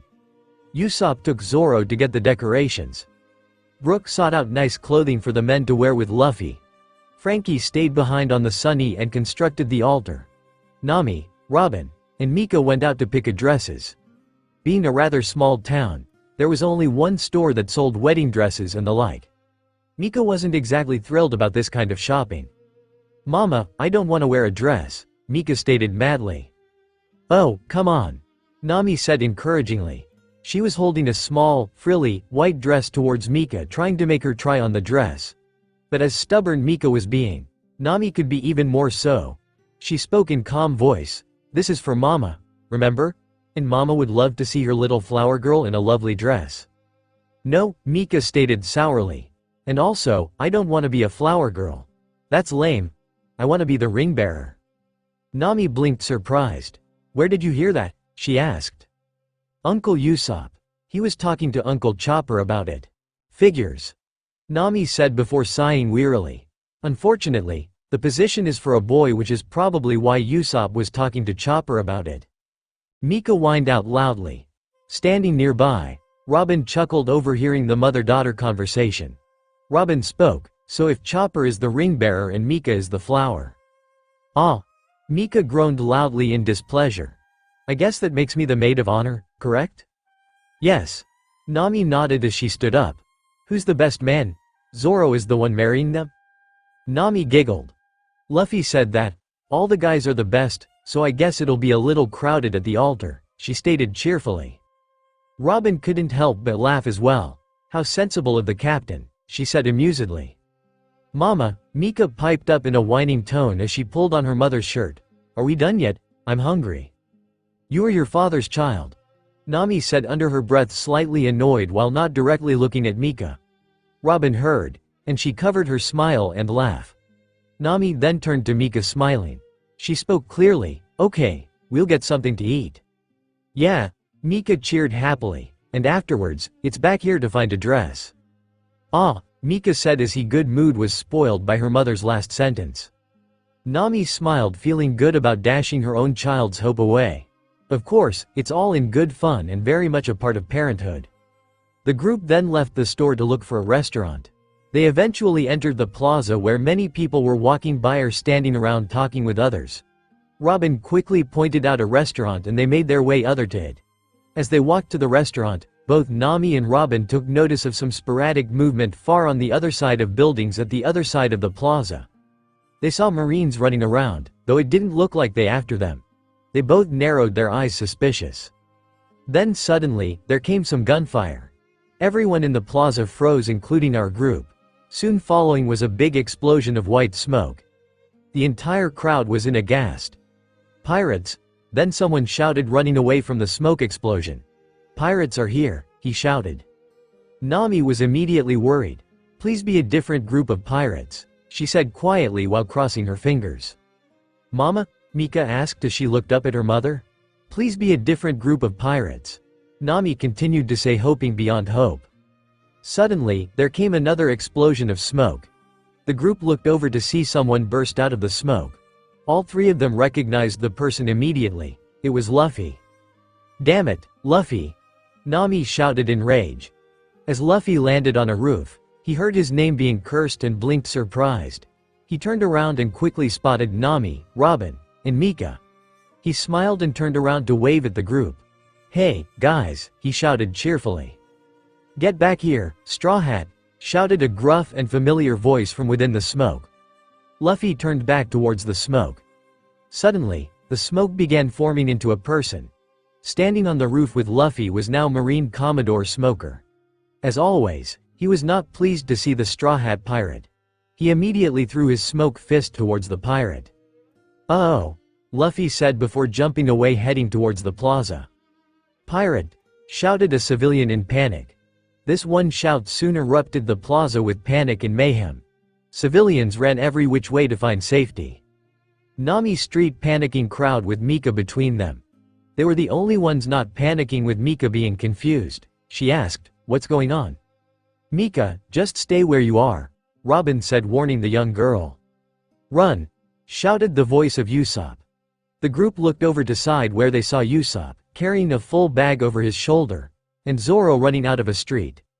Only a few seconds behind them was Marine Ensign Tashigi with a large Marine squad. Much like her commander, she too was not happy to see Zoro. "Get back here and face me, Roronoa Zoro," Tashigi shouted. "This chick is crazy," Zoro stated panicked. Nami clenched her teeth in angry. "Those idiots." "Run!" shouted a civilian, sending the whole plaza in an uproar. "Robin," Nami spoke as she and the woman stepped closer together, protecting Mika. "We better get out of here." "Right," Robin said, nodding. "Out of my way," shouted a man rudely. Nami didn't see the guy coming and she was rammed into by that person. The force was strong enough to knock Nami back. "Mama," Mika shouted worriedly. "Nami," Robin said, equally worried. However, since she was distracted, she too got pushed by the crowd. She quickly shouted, "Mika." "Auntie," Mika shouted, slowly becoming scared. "Mika," Nami shouted over the crowd. "Mama," Mika shouted back, trying to find her mother. "Hey, stop pushing," Nami shouted towards whoever was around her. "Look," Nami heard someone shout and turned around to see a Marine soldier mixed into the crowd. He had gained the attention of other Marines. He then shouted, "It's Cat Burglar, Nami, get her." "Oh no," Nami said, extremely worried. She tried looking for her daughter, but the crowd was too thick. It was a hard decision, but she had to hope that Mika remembered her rules. She spoke softly, "Please be safe." Suddenly, she felt a hand on her arm. "We got her," shouted a Marine soldier eagerly. "No," Nami shouted in fear. "Gum Gum Pistol." Suddenly, a stretched fist knocked out the Marine soldier. Nami was surprised until she looked over to see the crowd parted, leading to Luffy. The young man grinned victoriously. "Luffy!" Nami shouted, overjoyed. "Nami, we gotta get out of here," Luffy shouted back. "I know, but Mika, I can't find her," Nami stated, distressed. "What?" Luffy said, surprised. Straw Hat, Luffy and Nami turned as they heard Smoker's voice. The crowd was beginning to thicken with smoke. Smoker was nearing them. "Luffy," Luffy turned back to Nami, hearing his name. He saw the worry on his fiance's face for their missing daughter. But he grinned, showing he wasn't worried. "Go find the others," Luffy said encouragingly. "Then we'll find her." Nami was hesitant to obey, but she knew that they couldn't find her like this. The Marines were after them. A Marine swordswoman was after them. And a logia user was after them. They couldn't beat that. "A light," Nami said, nodding though regretful. "Run. I'll lead him off. You find everyone and find her," Luffy said determinedly. "All right," Nami said before she took off running. She soon disappeared into the crowd. With Nami hopefully out of harm's way, Luffy turned, making a daring smile. He then rushed towards the smoke. "Hey, Smokey! Over here!" Luffy shouted while waving his arms. Smoker formed into a solid person before Luffy. "Enough play, Straw Hat. You have a date with the gallows." "Sorry, I'm taken." Luffy smiled cheekily. He then quickly hightailed it out of Smoker's sight. Smoker raised his brow, a bit confused, but he didn't have time to decipher the man's weird message. "Straw Hat," he shouted and immediately gave chase. Lost. Search for the missing family with Marines. Now later, the chaos and panic in the plaza had finally calmed down. Civilians were kept away from the plaza as the Marines went about investigating. Resting at a table in front of a restaurant, Marine Commodore Smoker sat looking dissatisfied. His cigar was nearly all ash by this point. Standing behind him was Marine Ensign Toshigi, looking equally disappointed as her commanding officer. As they both sat and stood where they are, a Marine soldier approached Smoker. "Report," Smoker said to the Marine unhappily. "Sir, we had tracked most of the Straw Hats, but after our initial encounter with Straw Hat and Roranoa we lost all of them," the Marine said forthwith.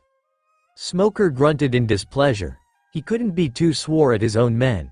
He too lost Straw Hat Luffy soon after. His right hand Toshigi also lost sight of her target. He gave out his order calmly, "Continue the search. They are sure to be on this island somewhere."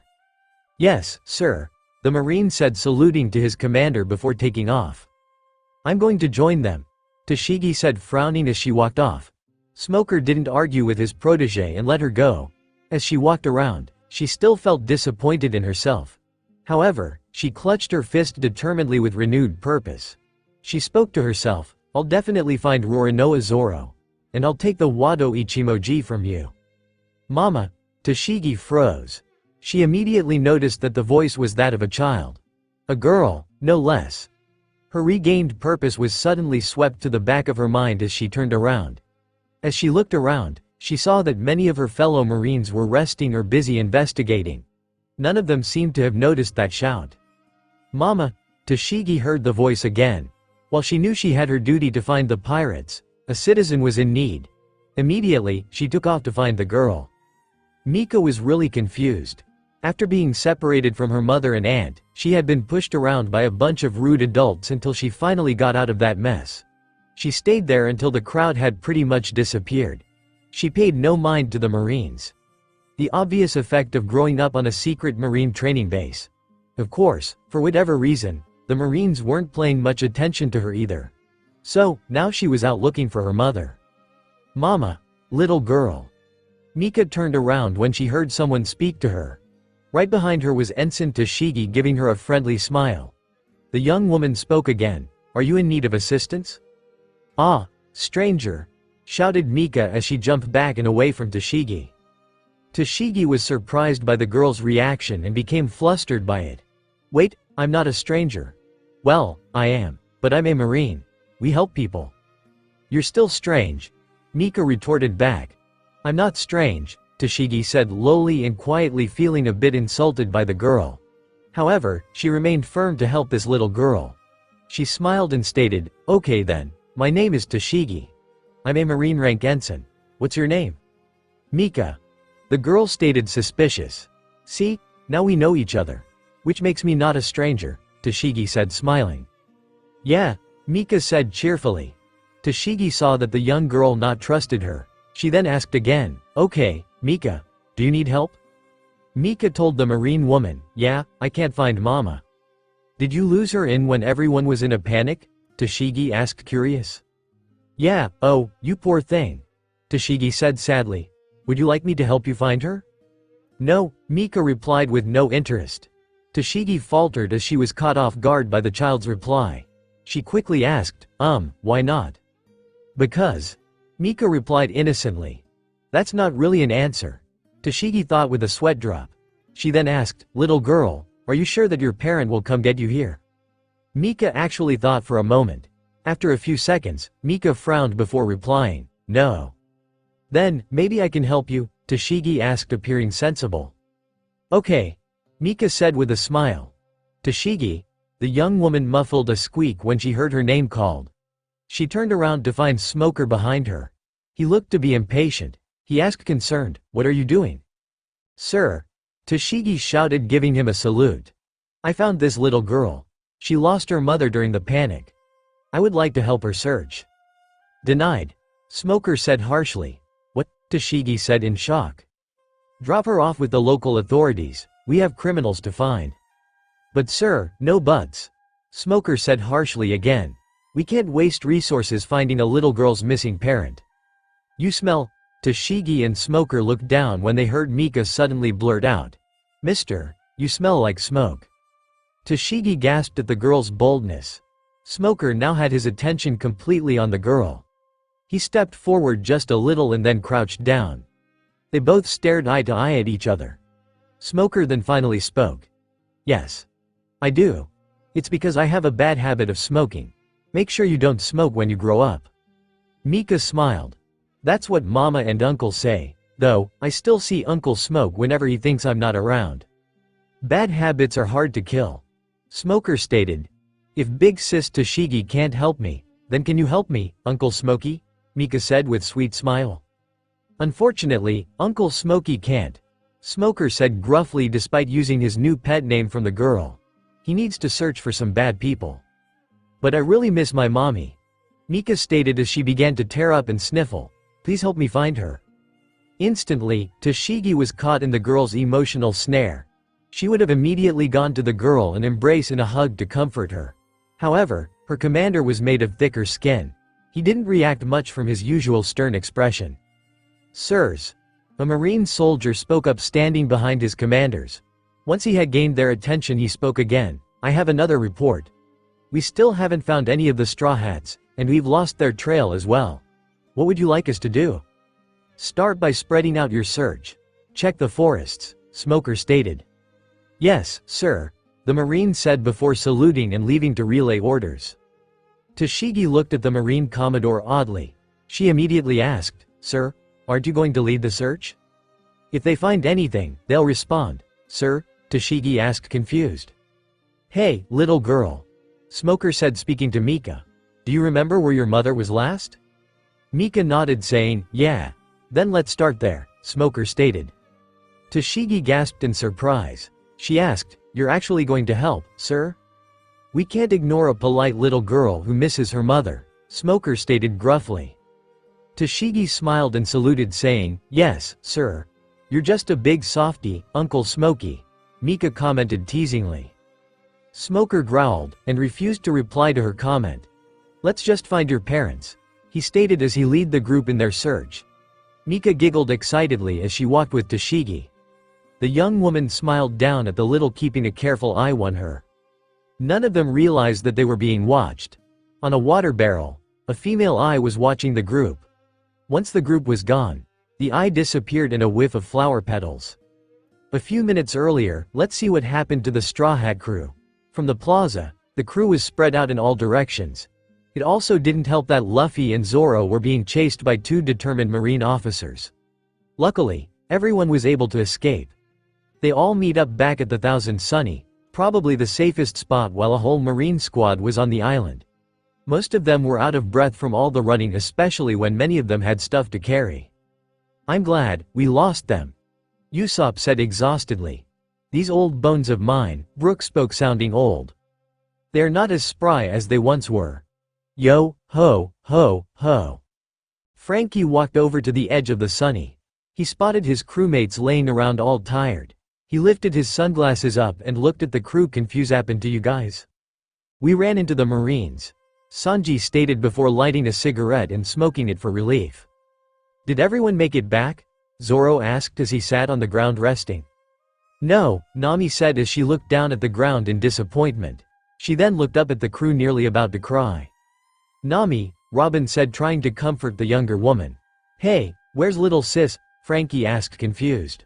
I lost Mika during the panic, Nami continued to say tearfully. Luffy quickly rushed over to his fiancée and wrapped her in a hug. He immediately said, Don't worry, Nami. Mika's smart and brave. I'm sure she'll be okay until we find her. What about the Marines? Chopper stated worriedly. There's no way we could go into town again and not be seen again. There's also the fact that if they see Mika with us, shit will hit the fan, Sanji added grimly. Oh Oda. Nami stated loudly and frantically. What have I done? What kind of mother loses her child? I'm horrible. And just because I wanted a nice dress for my wedding. Easy, Nami. Usopp said calmly. This isn't your fault. It could have happened to anyone. There's no point in crying about it. What's done is done, Zoro stated indignantly. He was then suddenly kicked at the head. Shut up, you shitty swordsman. Nami doesn't need this kind of shit, Sanji stated angrily. Not to disregard the moment, but, Brook said politely.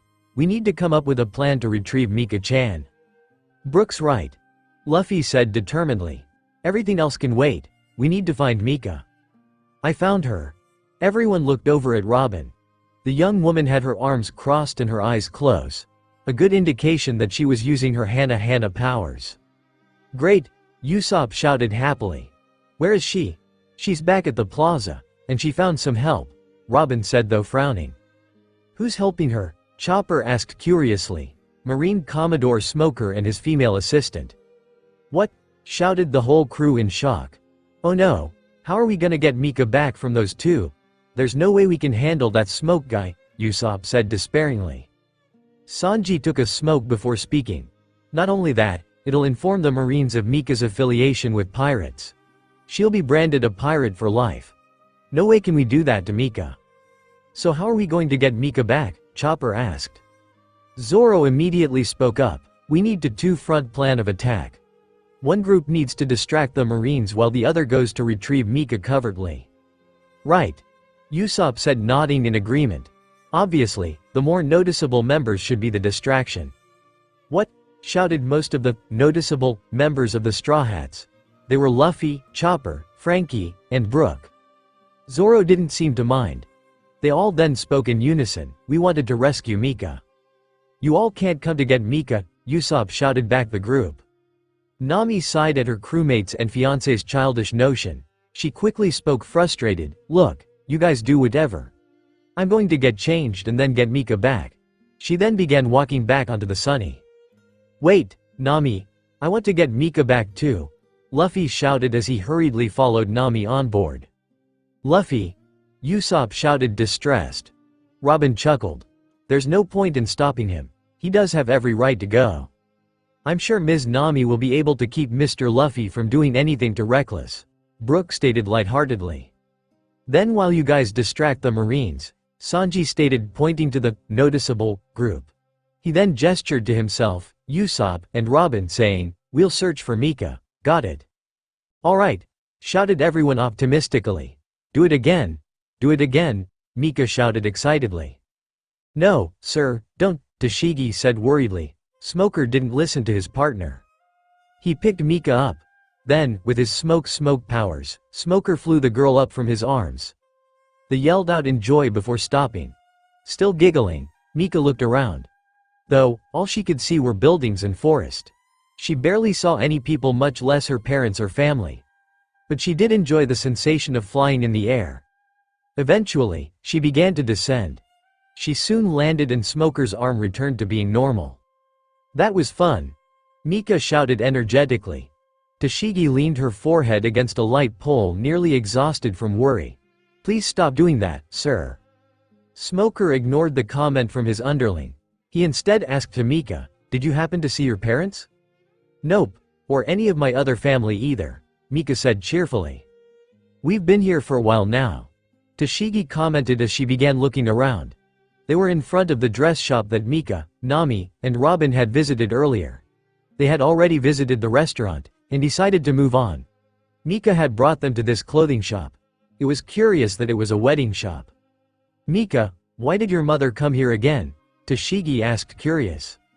"She wanted to buy a dress to get married in," Mika said excitedly.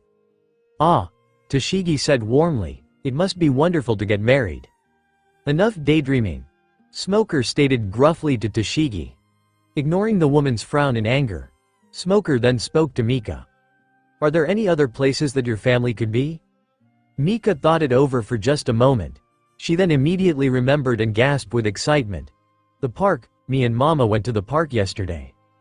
"Then we will go to the park," Smoker said. "Yay," Mika cheered before leading the Marine Commodore down the road. Tashigi stayed behind as she got out her transponder snail. She spoke to the snail. "Anything to report, Lieutenant?" She waited for a moment for the Marine to reply. However, one never came. The Marine ensign was starting to grow concerned. "Hello? Are you there, Lieutenant?" On the other side of the line, the transponder snail relayed Tashigi's message. However, there was no one to pick it up and reply. The lieutenant in question was completely knocked out. Him and many other Marines as well. All throughout the forest, Marines, fallen trees, and craters laid about. All caused by the Straw Hats' distraction. Zoro, Sanji, Chopper, Frankie, and Brook were fighting the Marines. Amongst the group, Sanji seemed the angriest of any of them. "Can't believe I got stuck with all of you," Sanji said, angry as he kicked a marine in the stomach. "I should be out there with Robin and Nami looking for the princess." "Hawk wave," Zoro shouted as he cut through a group of marines. As he stood back up, he replied to the peeved-off chef. "Get over it, stupid cook." "Shut up, shitty swordsman," Sanji shouted back. "Strong right," Frankie shouted as his fist shot forth, hitting several marines at one. "Rawr," Chopper shouted in heavy point form as he slammed his fist into two marines, colliding them into each other. "Three verse humming," Brook said as he slashed through each marine. The marines were shocked at first, but then noticed that they hadn't been cut. As Brook walked away from the marines, he slid his sword back into its sheath slowly. Arrow notch slash. Immediately, all the marines he cut gained a slash across their chest. They all then fell defeated. "Yo ho ho ho ho. I hope that Mr. Luffy and the others have found her," Brook commented lightheartedly. Elsewhere, the other Straw Hats were on the trail to getting Mika back. Each of the four members had disguised themselves as best they could. Robin had no problem, as even with the simplest disguise she could mask her presence. Usopp was a relative unknown by marine standards thanks to Sogeking, but still wore a disguise. Nami had dyed her hair black. Luffy was asked to leave his hat, wear a fake mustache and beard. You know the one, and sunglasses. Now, they were in town looking for Mika. They immediately started where Nami had last seen her daughter, at the town plaza. Of course, they did not find her there, and so they began searching around for her. "Where do you think they could have taken her?" Usopp asked to Nami. "I don't know, we haven't been to that many places here," Nami stated in slight worry. "Did Yuffie ask to the archaeologist?" Robin did not respond at first. She had her arms crossed and was concentrating hard as she spread her Hana powers throughout the town. From one spot to another, she produced as many eyes as she could to spot Mika. Luckily, her network of eyes soon spotted the target. She immediately relayed what she saw to her friends. "Mika is heading towards the park. She's still with the marine officers." "Crap," Usopp said, worried. "I thought Zoro and the others would have sent those two running. Or at least that smoke guy." "At least they're taking care of Mika," Luffy stated optimistically. Usopp nodded. "Fair point. Let's head to the park anyway. There's only one I and Mika know of," Nami stated determinedly. "Right," said the rest of the group as they followed Nami to the park. Meanwhile, Mika's group had reached the park. Like yesterday, there were many kids playing around and their parent or parents along the edge talking amongst each other. Almost immediately, adults and kids alike took notice of the two marine officers entering the park. Kids began scrambling towards the two marines, completely excited to meet two heroes. Adults came over as well to monitor their children and potentially speak with the marines. As Smoker and Tashigi, most her, handled the crowd, Mika slipped past everyone and began looking around for her mother. "Oh, little girl." Mika stopped looking around as someone spoke to her familiarly. Mika turned around to see the woman from yesterday whose ring she found. The woman's appearance hadn't changed much from last time, though she looked paler. Mika immediately smiled and greeted the woman. "Hi, Miss Wedding Ring." The woman chuckled. "You can call me Yuka, sweetie." "Oh, I'm Mika," Mika replied energetically. Yuka chuckled again. "Nice to see you again, Mika.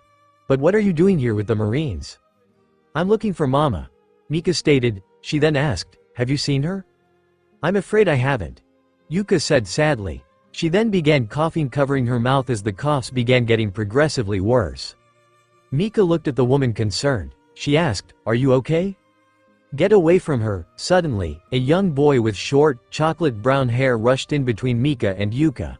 He had his arms spread out as if trying to protect the woman. Mika was quite surprised and stepped back.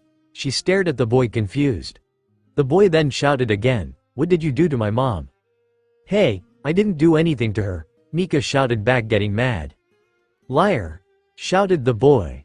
Before the boy could say anything more, Yuka gave the boy a very light slap behind his head. The woman's coughing began calming down as she weakly scolded to the boy. "Akio, that is not how we speak to others." The boy, Akio, rubbed the back of his head as he looked up at the woman pleadingly. He said, "But Mom." "Apologies to her," Yuka said sternly. Akio frowned and crossed his arms stubbornly. He refused to look Mika in the eye as he spoke low, "Sorry." "So she can hear you." "Sorry," Akio repeated louder. Yuka smiled. She then returned her attention back to Mika. "I apologize for my son's behavior. He means well." "That's okay," Mika said cheerfully. She then looked at Akio and gave him a teasing smile while she spoke. "He's just a little boy." "Hey, I'm taller than you," Akio responded back mad. Mika immediately responded by sticking her tongue out and humming slightly, surprised. Akio responded in the same way. The two kids were now in a contest for who could stick their tongue out the longest. Yuka smiled and giggled seeing how well her son was getting along with this little girl. "Aren't you two adorable?" Yuka said amusedly. Mika stopped her childish act and turned around to see Toshigi rushing towards them.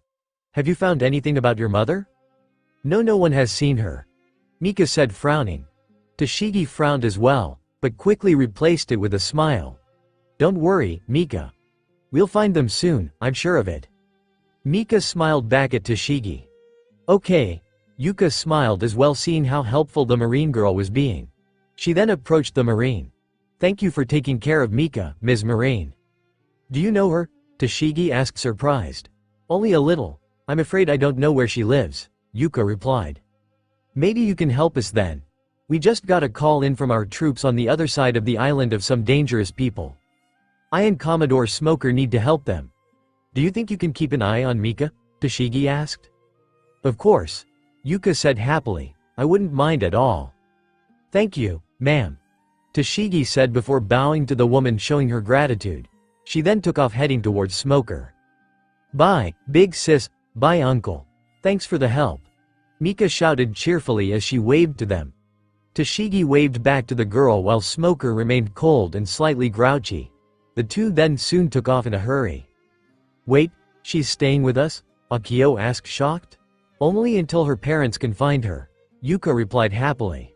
"Ah," Akio said in a whiny tone. He then sent a glare at the girl, who was frowning back at him. Akio spoke to the girl. Maybe her parents left her because she was so annoying. "Maybe you're dumb," Mika replied back. "It was the Marine's fault that I got lost." "Then why were you with them?" Akio asked. "Big sis was nice, and uncle was fun," Mika answered grinning. Akio's sweat dropped. "You're weird." Yuka chuckled seeing how much fun her child was having with the little girl. She then spoke to Mika concerned. "So, Mika, do you have any idea where your parents could be?" "No," Mika replied quickly, but smiling, "but it shouldn't be long now until they come." "Oh, how do you know that?" Yuka asked curiously. "Because the Marines are gone," Mika said with a grin. She then began looking around. Eventually, she found what she was looking for, and immediately ran over towards a tree. Located on a branch was a female, human eye looking down at Mika. The little girl smiled and waved to it. Immediately, the eye burst into petals. Mika then turned back around to the family of two grinning brightly. "And now, they know where I am." "No they don't. Stop making stuff up," Akio stated disbelieving the girl's claim. He then turned back to his mother. "Mom, let's go home. We don't have to look after her. You've been out for too long." Unlike her son, Yuka was curious to what the girl meant, but she simply played it off as childlike belief in her parents. Something she wished her son had a little of as she could see the worry and concern. It was that very thing she couldn't help but admire about the little girl. Coincidentally, as she looked at Mika, she happened to notice a few flower petals falling by her. She extended her hand out and caught one just to look at. Flower petals. "Mika." Everyone looked over to see a woman with black hair running towards them. Behind her was three other people. Another black-haired lady, though her hair was longer, a man with black hair and a white beard and mustache, and a long-nosed man. "Huh? Who are you?" Mika said before she was cut off when her mother in disguise hugged her tightly. In that moment, Mika realized who was here despite not recognizing her at first. "Oh, hi, Mom. I was so worried about you," Nami said to Mika, holding her close, nearly in tears but smiling thankful. She continued saying, "I'm sorry we didn't come to get you sooner, it was just." "It's okay," Mika said smiling. "I had fun looking for you." "Really?" Nami said, surprised as she loosened her embrace on Mika to see her daughter's smiling face. I was worried too, ya know. Luffy stated from behind, feeling left out. Mika looked at her father with a blank stare. Who are you? She asked. Gah! Luffy shouted, being struck emotionally. He then fell to the ground and his hands and knees completely depressed. There, Usopp said, giving his captain a sympathetic pat on the back. Luffy mumbled sadly, I didn't want to wear this stupid disguise. You must be Mika's mother. Approached the group with a friendly smile. You have a very sweet daughter. Thank you, Nami said, smiling with appreciation. While most of the adults talked, Akio looked carefully at the depressed man. He had a weird suspicion about the man. As he crouched down trying to see his face, he saw the man's beard mustache fall. He was shocked at first, which grabbed the attention of the man. Akio and Luffy looked at each surprised. Something in Akio's mind snapped as he recognized the man and he gasped. Oops.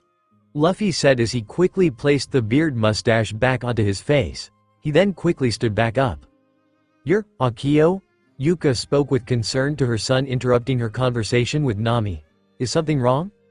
Mom, is this your son? Nami said quickly as she approached the boy, smiling. She had caught sight of her fiancé's disguise coming apart and quickly intercepted the boy from informing his mother. Acting like any average mother would, Nami began doting on the little boy. He's so handsome. I wonder if Mika took a liking to you. What? Akio said, blushing. Ew, Mom, he's a boy, Mika stated with disgust. Robin chuckled. I hate to break up this conversation, but I believe we should be going. So soon? Yuka said, sounding a little disappointed. I'm sorry. Nami replied back to the older woman. I would love to talk some more, but we're kind of on a time schedule. Yuka smiled. I see. Well, it was nice meeting Mika's family. She is such a wonderful little thing. Don't we know it? Usopp said, smirking. Bye, Miss Yuka. Mika said as she smiling and waving to the woman as she and her family began leaving. She then looked at Akio and frowned. She shouted out to him, bye, Dumby. Mika, Nami said, scolding the young girl. Yeah? Well, good riddance. Akio replied back. Akio? Yuka said, scolding her child as well. As the Straw Hats left, Mika looked back at the nice lady and her mean son. She wanted to keep waving to them, but soon saw Yuka begin coughing again. Immediately, Akio went to comfort her and then began leading her out of the park. Mika looked at them very worried, but couldn't do anything as she and her family turned the corner. Once so, Usopp took out a transponder snail to inform the others. Hey, guys, we got Mika. You can pull out. The message traveled over to the other transponder snail, which was in Sanji's possession. Upon hearing the familiar ringing, Sanji answered the snail. Hello. Hey, guys, we got Mika. You can pull out, replied Usopp's voice. Good, Sanji said with a smile before hanging up. He then shouted out to his group, okay, guys, we're done. Damn right we are, Zoro said as he was surrounded by unconscious Marines. They found Mika? Chopper asked, hopeful, still in heavy point form. Yeah, Sanji said, still smiling. Then what are we waiting for? Let's get out of here, Frankie said, grinning. Yo ho ho ho, Brook laughed out as he and all his crewmates took off, leaving their defeated Marine foes behind them. They all soon returned back to the Thousand Sunny. Everyone was extremely joyous to have their little cabin girl back. The wedding would be saved for tomorrow, as so everyone could rest. Despite not getting a dress for either herself or her daughter, Nami decided she would simply use one of her nice clothes as her dress. On the other hand, Mika was absolutely thrilled that she didn't have to wear a dress. Akio ran through town in a hurry. After his mother and him returned to their house, he immediately snuck out. Akio ran into a rather seedy, dark, and downright unpleasant part of this otherwise nice town.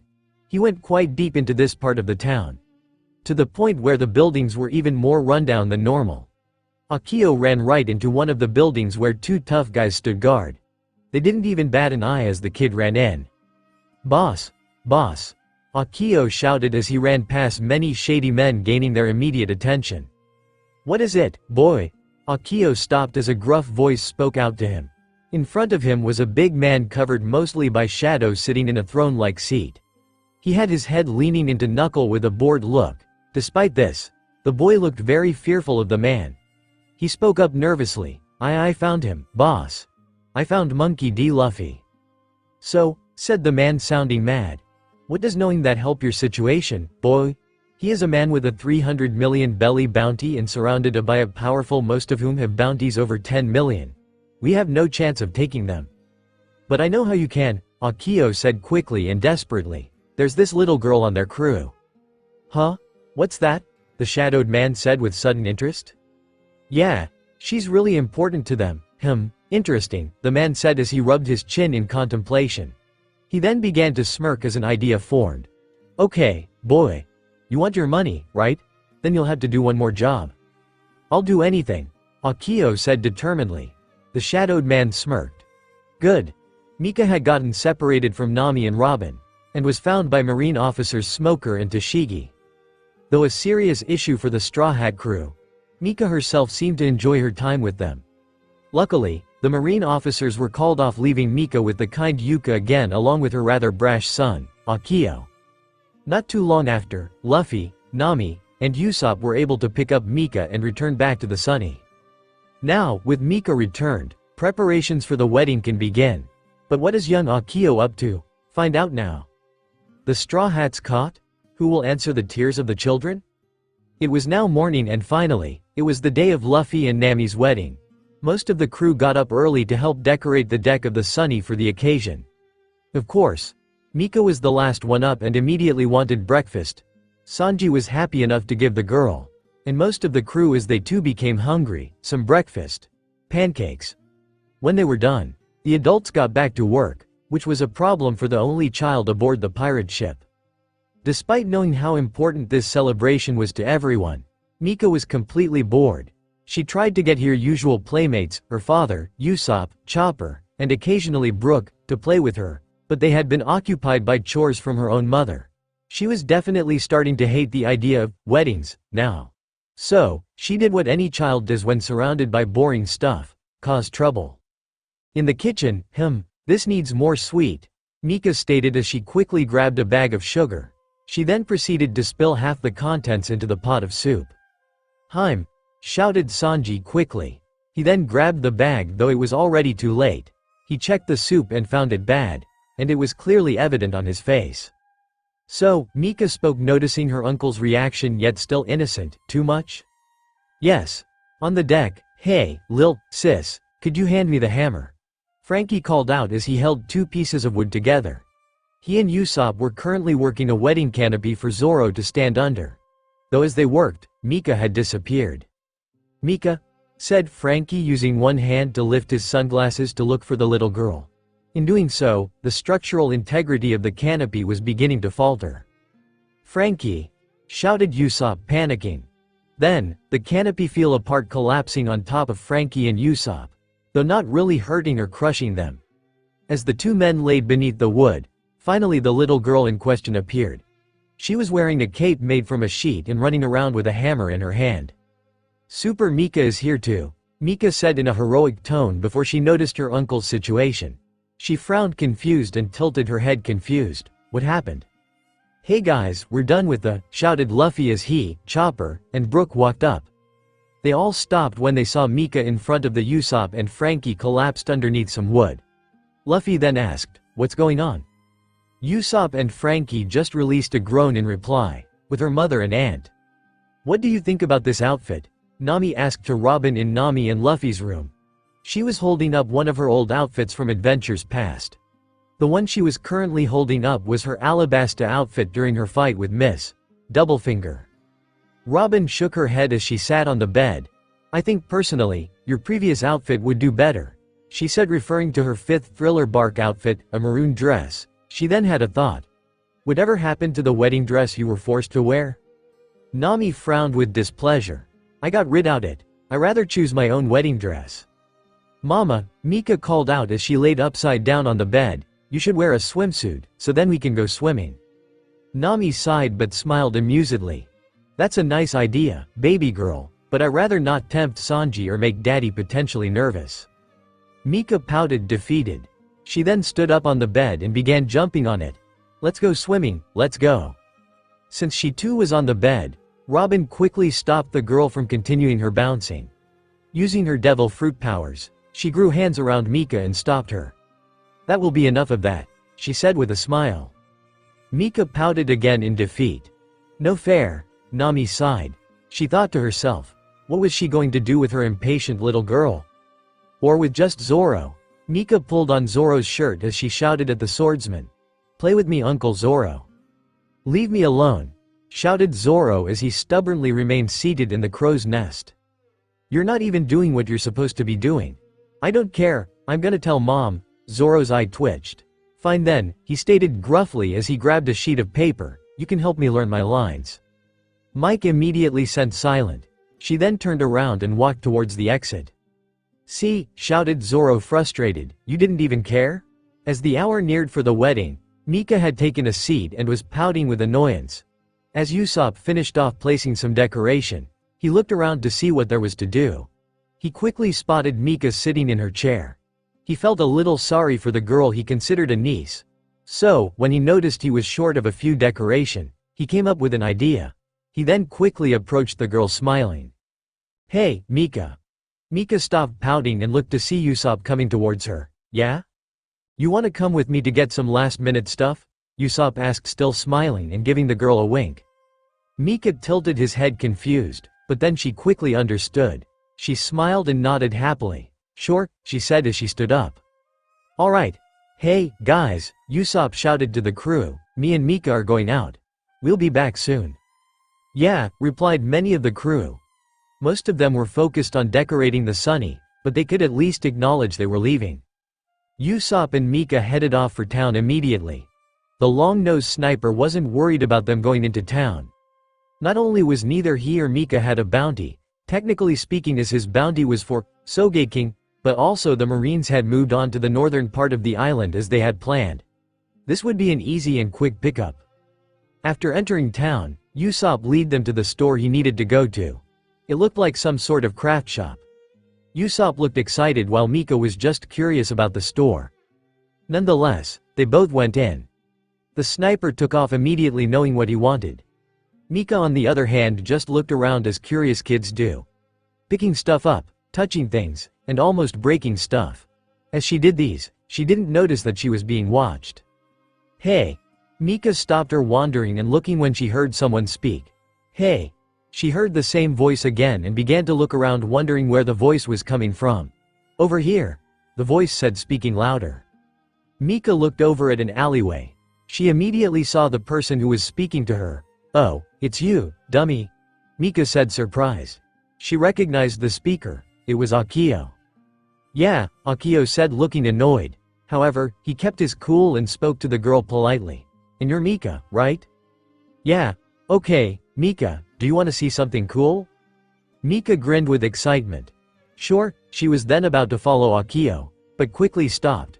"Wait, why do you want to show me something cool? You're a dummy." Akio ignored the comment. "Look, for what it's worth, I am sorry for being mean to you yesterday. So, I thought I'd make up for it by showing you this cool thing I found. Now do you want to come or what?" Mika looked suspiciously at Akio. She then looked around the store trying to find Usopp. Unfortunately, she could not, but that didn't stop her from being curious. "It's not too far away, right?" "Well, a little, but we'll be back before that long-nosed guy notices you're gone." "I don't know." Akio frowned and folded his arms. "Come on, and I thought you were cool," he said before turning around acting displeased. Mika gasped. "I'm cool," turned around. Akio smiled, CS working. He then turned around looking happy. "Then, come on," he said before grabbing Mika's arm and dragging her into the alleyway. Mika followed the boy very excited. This was the first time someone around her age was taking her to something cool. Sailing on the sea doesn't exactly allow her to be with others her own age. It also doesn't help that her parents were wanted pirates, and if any of the adults knew about it they would take their kids away out of fear. Now, she was about to experience one of the many experiences kids like her experience in their childhood. She was super excited. They took many turns through alleyways and crossed streets. As they ran through town, Mika didn't notice how the town started getting progressively worse both in structure and people. She was just so excited to see the cool thing Akio wanted to show her. "It's in here." Akio said, beckoning Mika to follow him. The young boy was leading the girl into a very broken down building. Mika followed the boy inside. As they went through the building, Mika slowly looked around curious. Akio, is this the cool thing? Mika asked, referring to the building. Of course not. There's broken buildings all over this part of town, Akio said before rolling his eyes in annoyance. Just keep following me. Okay, said Mika, grinning excitedly. She continued to follow Akio further in, but she soon lost sight of Akio. Mika became confused. Akio, over here, Akio shouted from another room. Mika turned and followed Akio's voice into a room. As she walked in, she looked around the small room, but did not see Akio. She immediately became confused. Huh? Then, the door slammed closed. Mika turned around shocked. What? She ran over to the door and tried to open it, but could not. It's locked, she shouted, distressed. Akio, help. Good work, boy. Mika heard a new voice speak. She couldn't see who was speaking, but she could tell that the one talking was an adult male, and that he didn't sound nice. Akio? Mika spoke, confused. Ah, look at the cute little child. Mika looked up at the door. There seemed to be a small window with bars in the door. Peering into her room was man covered in shadows, but his smirk could be clearly seen. To think, she is the key to the Straw Hat's downfall. Akio? Mika shouted, worried. Ah, she sounds like she misses you, boy. A man said mockingly before laughing. Many more joined in laughing at the boy. Shut up, said the leader to his men. Hurry and go get the Marines. Got it, boss. One man said before taking off, and you, boy, the leader said to Akio, go get the Straw Hats. Why yes, boss. Akio said nervously before taking off quickly. The boss chuckled. Everything is going as planned, men. He paused as his group gave out a cheer in triumph. He then continued speaking, and once we have the Straw Hats here and in our trap, and then given to the Marines, we'll finally be able to leave this cruddy part of town forever. Nah, said Mika defiantly. This took the boss by surprise. He turned around and walked over to the door, peering inside, confused. What? They're gonna kick your ass, Mika said, smirking confidently. Immediately, she covered her mouth, shocked by what she said. Could you please not tell my mom that I cursed? The boss smirked arrogantly. Little girl, your mom and her crew won't know a thing. He then began to laugh maniacally. His men soon joined him in laughing. Mika frowned angrily. She didn't like that they were laughing at her family. She began ramming into the door. The door wouldn't budge, but she wouldn't give up. She had to escape before it was too late. Mika? Back at the store, Usopp finally bought the items they needed to finish off the wedding. But as he was about to leave, he couldn't find Mika. He found it strange that Mika was nowhere in sight. The girl usually didn't wander off unless Luffy was with her. He hoped she didn't run off and gotten lost again. He then went outside. He looked for her outside, but did not see her. He then shouted out loudly. Hey, Mika! Where'd you run off to? As Usopp looked around, Akio rushed into view from the alleyway. Mister, he shouted with panic in his voice. Mister. Huh? Usopp turned around, realizing that someone was talking to him. Oh, it's you. The kid from yesterday. Am I, Mika, said Akio exhaustedly. What, Mika? Said Usopp, confused. Quickly, he realized that the boy knew something about Mika. Wait, do you know where Mika is? Why yeah. Akio said, nodding his head quickly. She got kidnapped by these bad guys. What? Shouted Usopp, shocked. Some of them looked really strong too. Strong, but they were all really scary. Scary, shouted Usopp. He immediately began shaking in fear. Watching the adult, Akio couldn't help but be surprised. For an adult, he is way too gullible. He thought with a sweat drop forming. Quickly, he got back on task. We gotta hurry, mister. Hearing the boy, Usopp quickly calmed down. Alright, he said determinedly. He then crouched down, placing his hands on the boy's shoulder. You stay here. I'm going to get some help. Hurry, Akio said worriedly. Usopp then stood up and took off. He was going to get the crew and then they would take Mika back. Akio watched with a smirk. The boss's plan was working perfectly. Once this was all over, he would have his money. Soon, Mom, let me out. Back at the hideout of the boss, Mika was yelling and banging on door. She had been doing so for a while. For the men, her racket was starting to get annoying. "Let me out," shouted Mika again. She then began banging on the door repeatedly with seemingly no end. That had been enough. One of the boss's men approached the door. "Hey, shut up, you little twerp," he shouted before kicking the door hard. Mika felt the kick, though it only surprised her. She did not like it. "Ah!" she screamed loudly before running around in her room. As this scream was extra loud, all the men nearby quickly covered their ears trying to lessen the sound. Yet, for all it's worth, the men could still hear much of it. Many of them even groaned in annoyance. "Someone, make her stop," shouted one of the men in agony.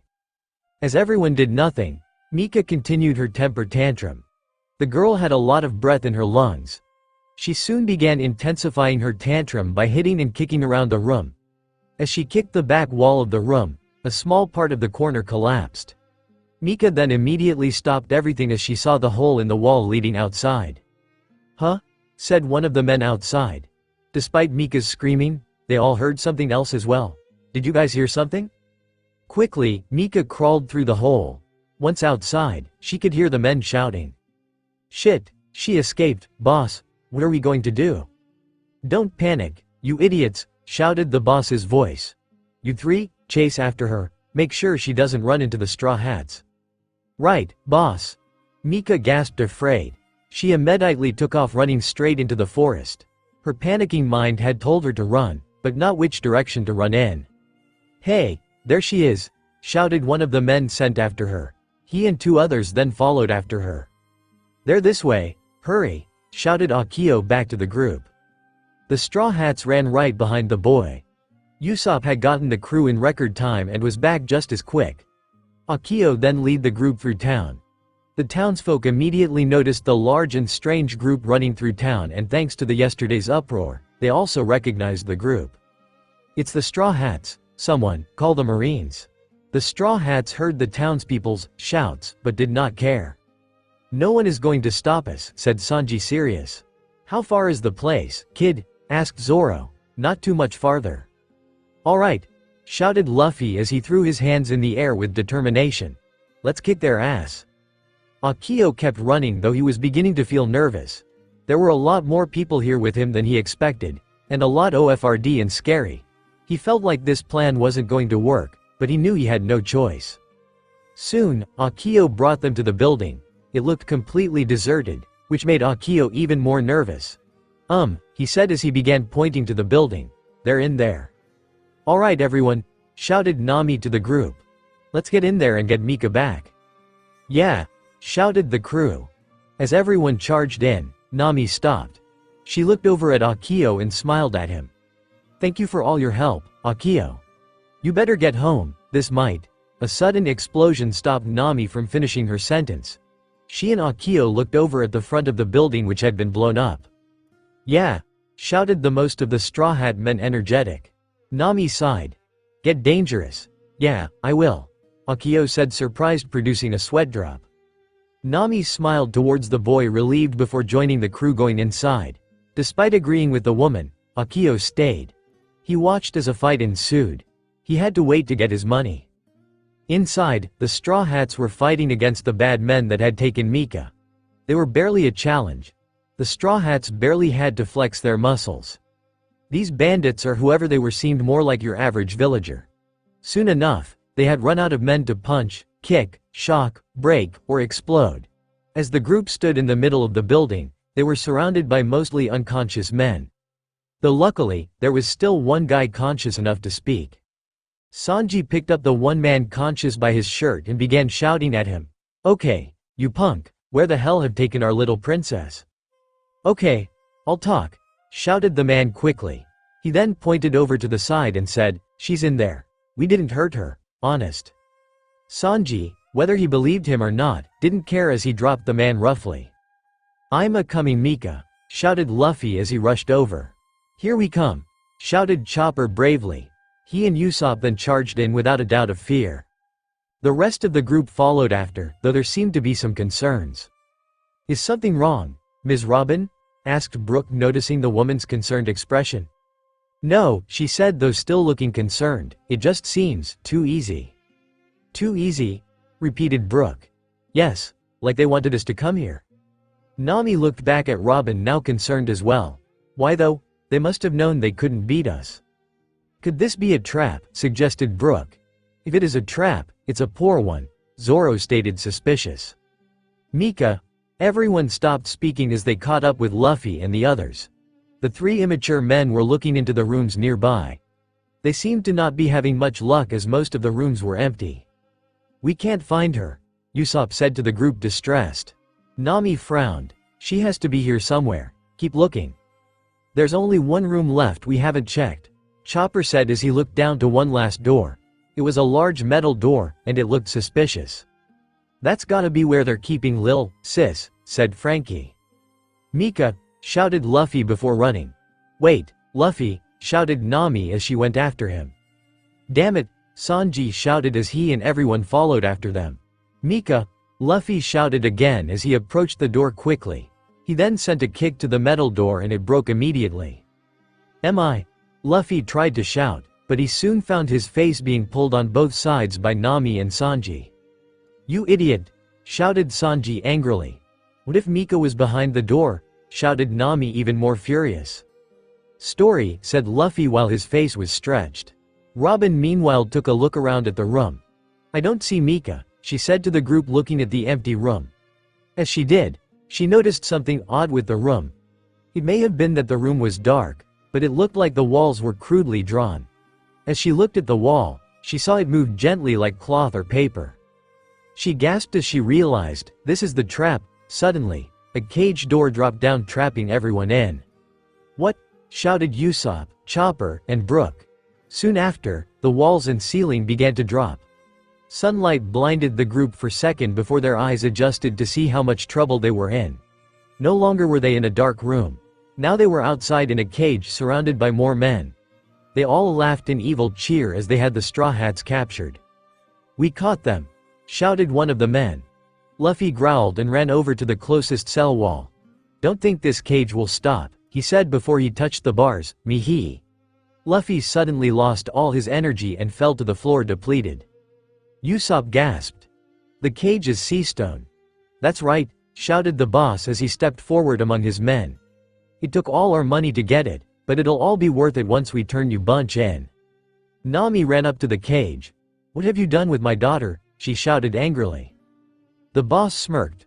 So, she's your daughter, cat burglar, he said, amused. I never would have expected you to be the parent type. And at such young age too. I have to say, your body still looks good. Nami didn't reply. She simply frowned back at the man. Between you and me, the boss said as he stepped forward towards Nami, I'd be willing to let you out for, you know. Suddenly, there came a kick to the sea stone cage. The boss jumped back, scared, as Sanji had been the one to try and attack him.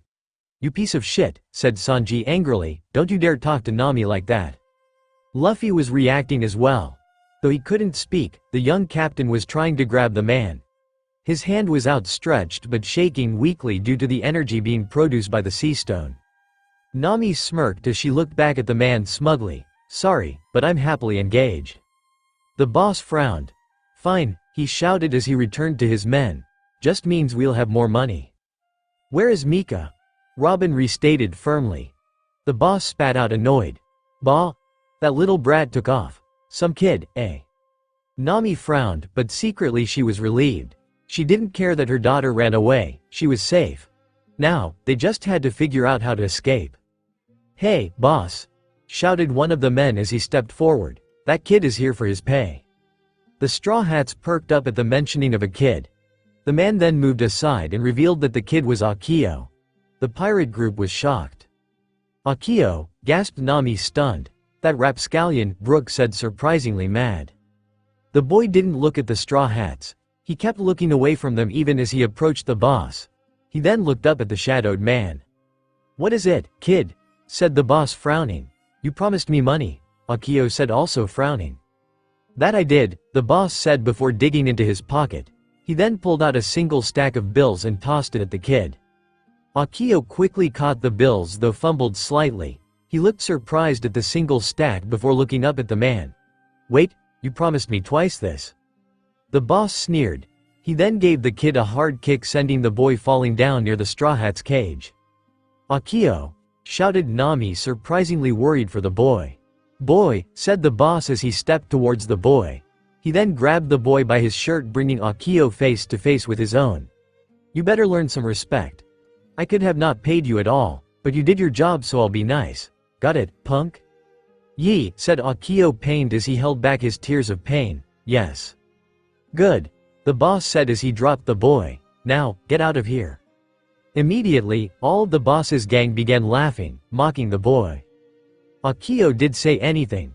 He just got back up quickly, grabbed his money, and took off as fast as he could away from the group. While barely noticeable, he began shedding his tears as he disappeared into the forest. Nami watched on sadly. She hated to see a child cry, even if it wasn't her own. While she definitely didn't like to be betrayed by one, she just hoped that the boy had a good reason.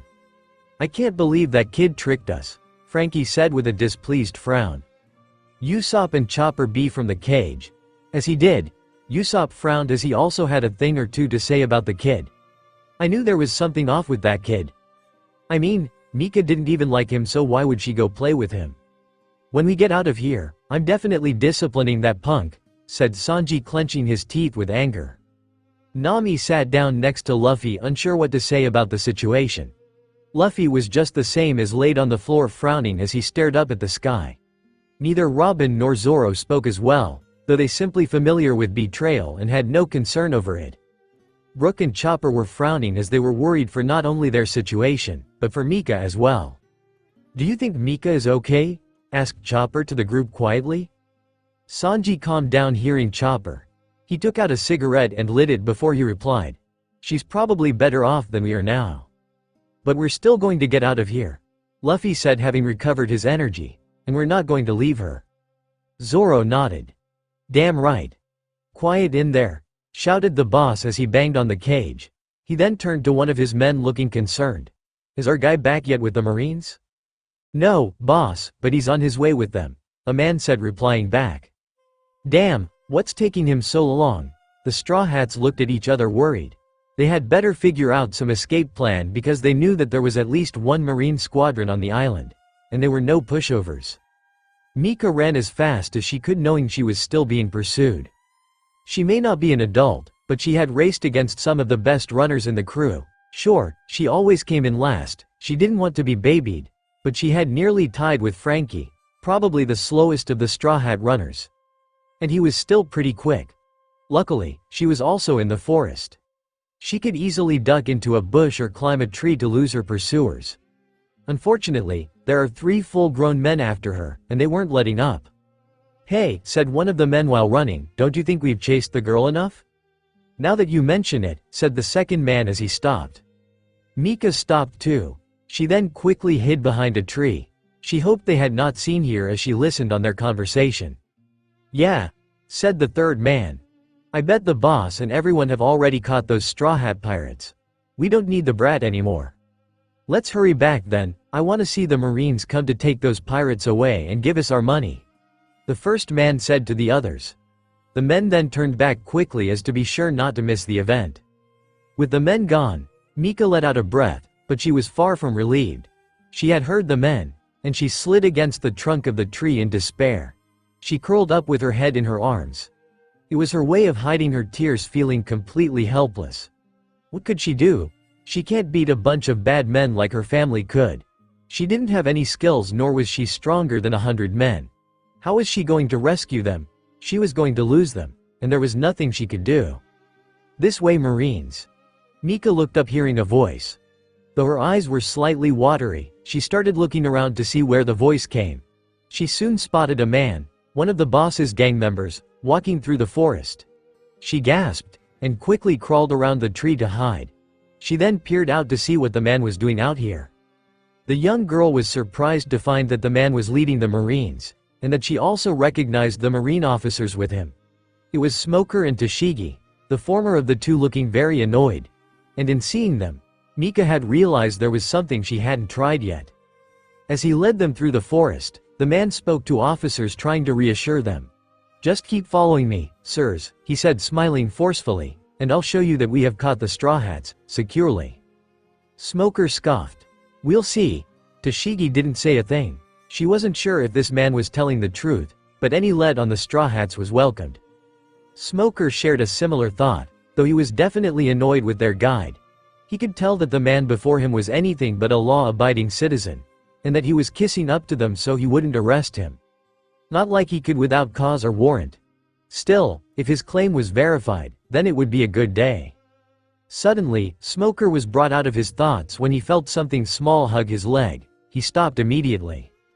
Huh? Said the man, noticing the Marine Commodore stop. Why'd you stop? Sir, said Toshigi, looking down at Smoker's leg surprised. Smoker looked down at his leg. His eyes widened as he found that his leg was grabbed by a little girl. One that looked very familiar to him. Little girl. Mika, Toshigi said, concerned. The guide gasped. The girl, please. Smoker heard the girl speak despite it being slightly muffled. He could feel a small part of his pants become moist. Mika was crying, and from how she sounded, he realized she was scared as well. This was only confirmed his thoughts as Mika looked up at him. Now, her despairing face and sad tears could be clearly seen. Please, help, Mika cried out pleadingly.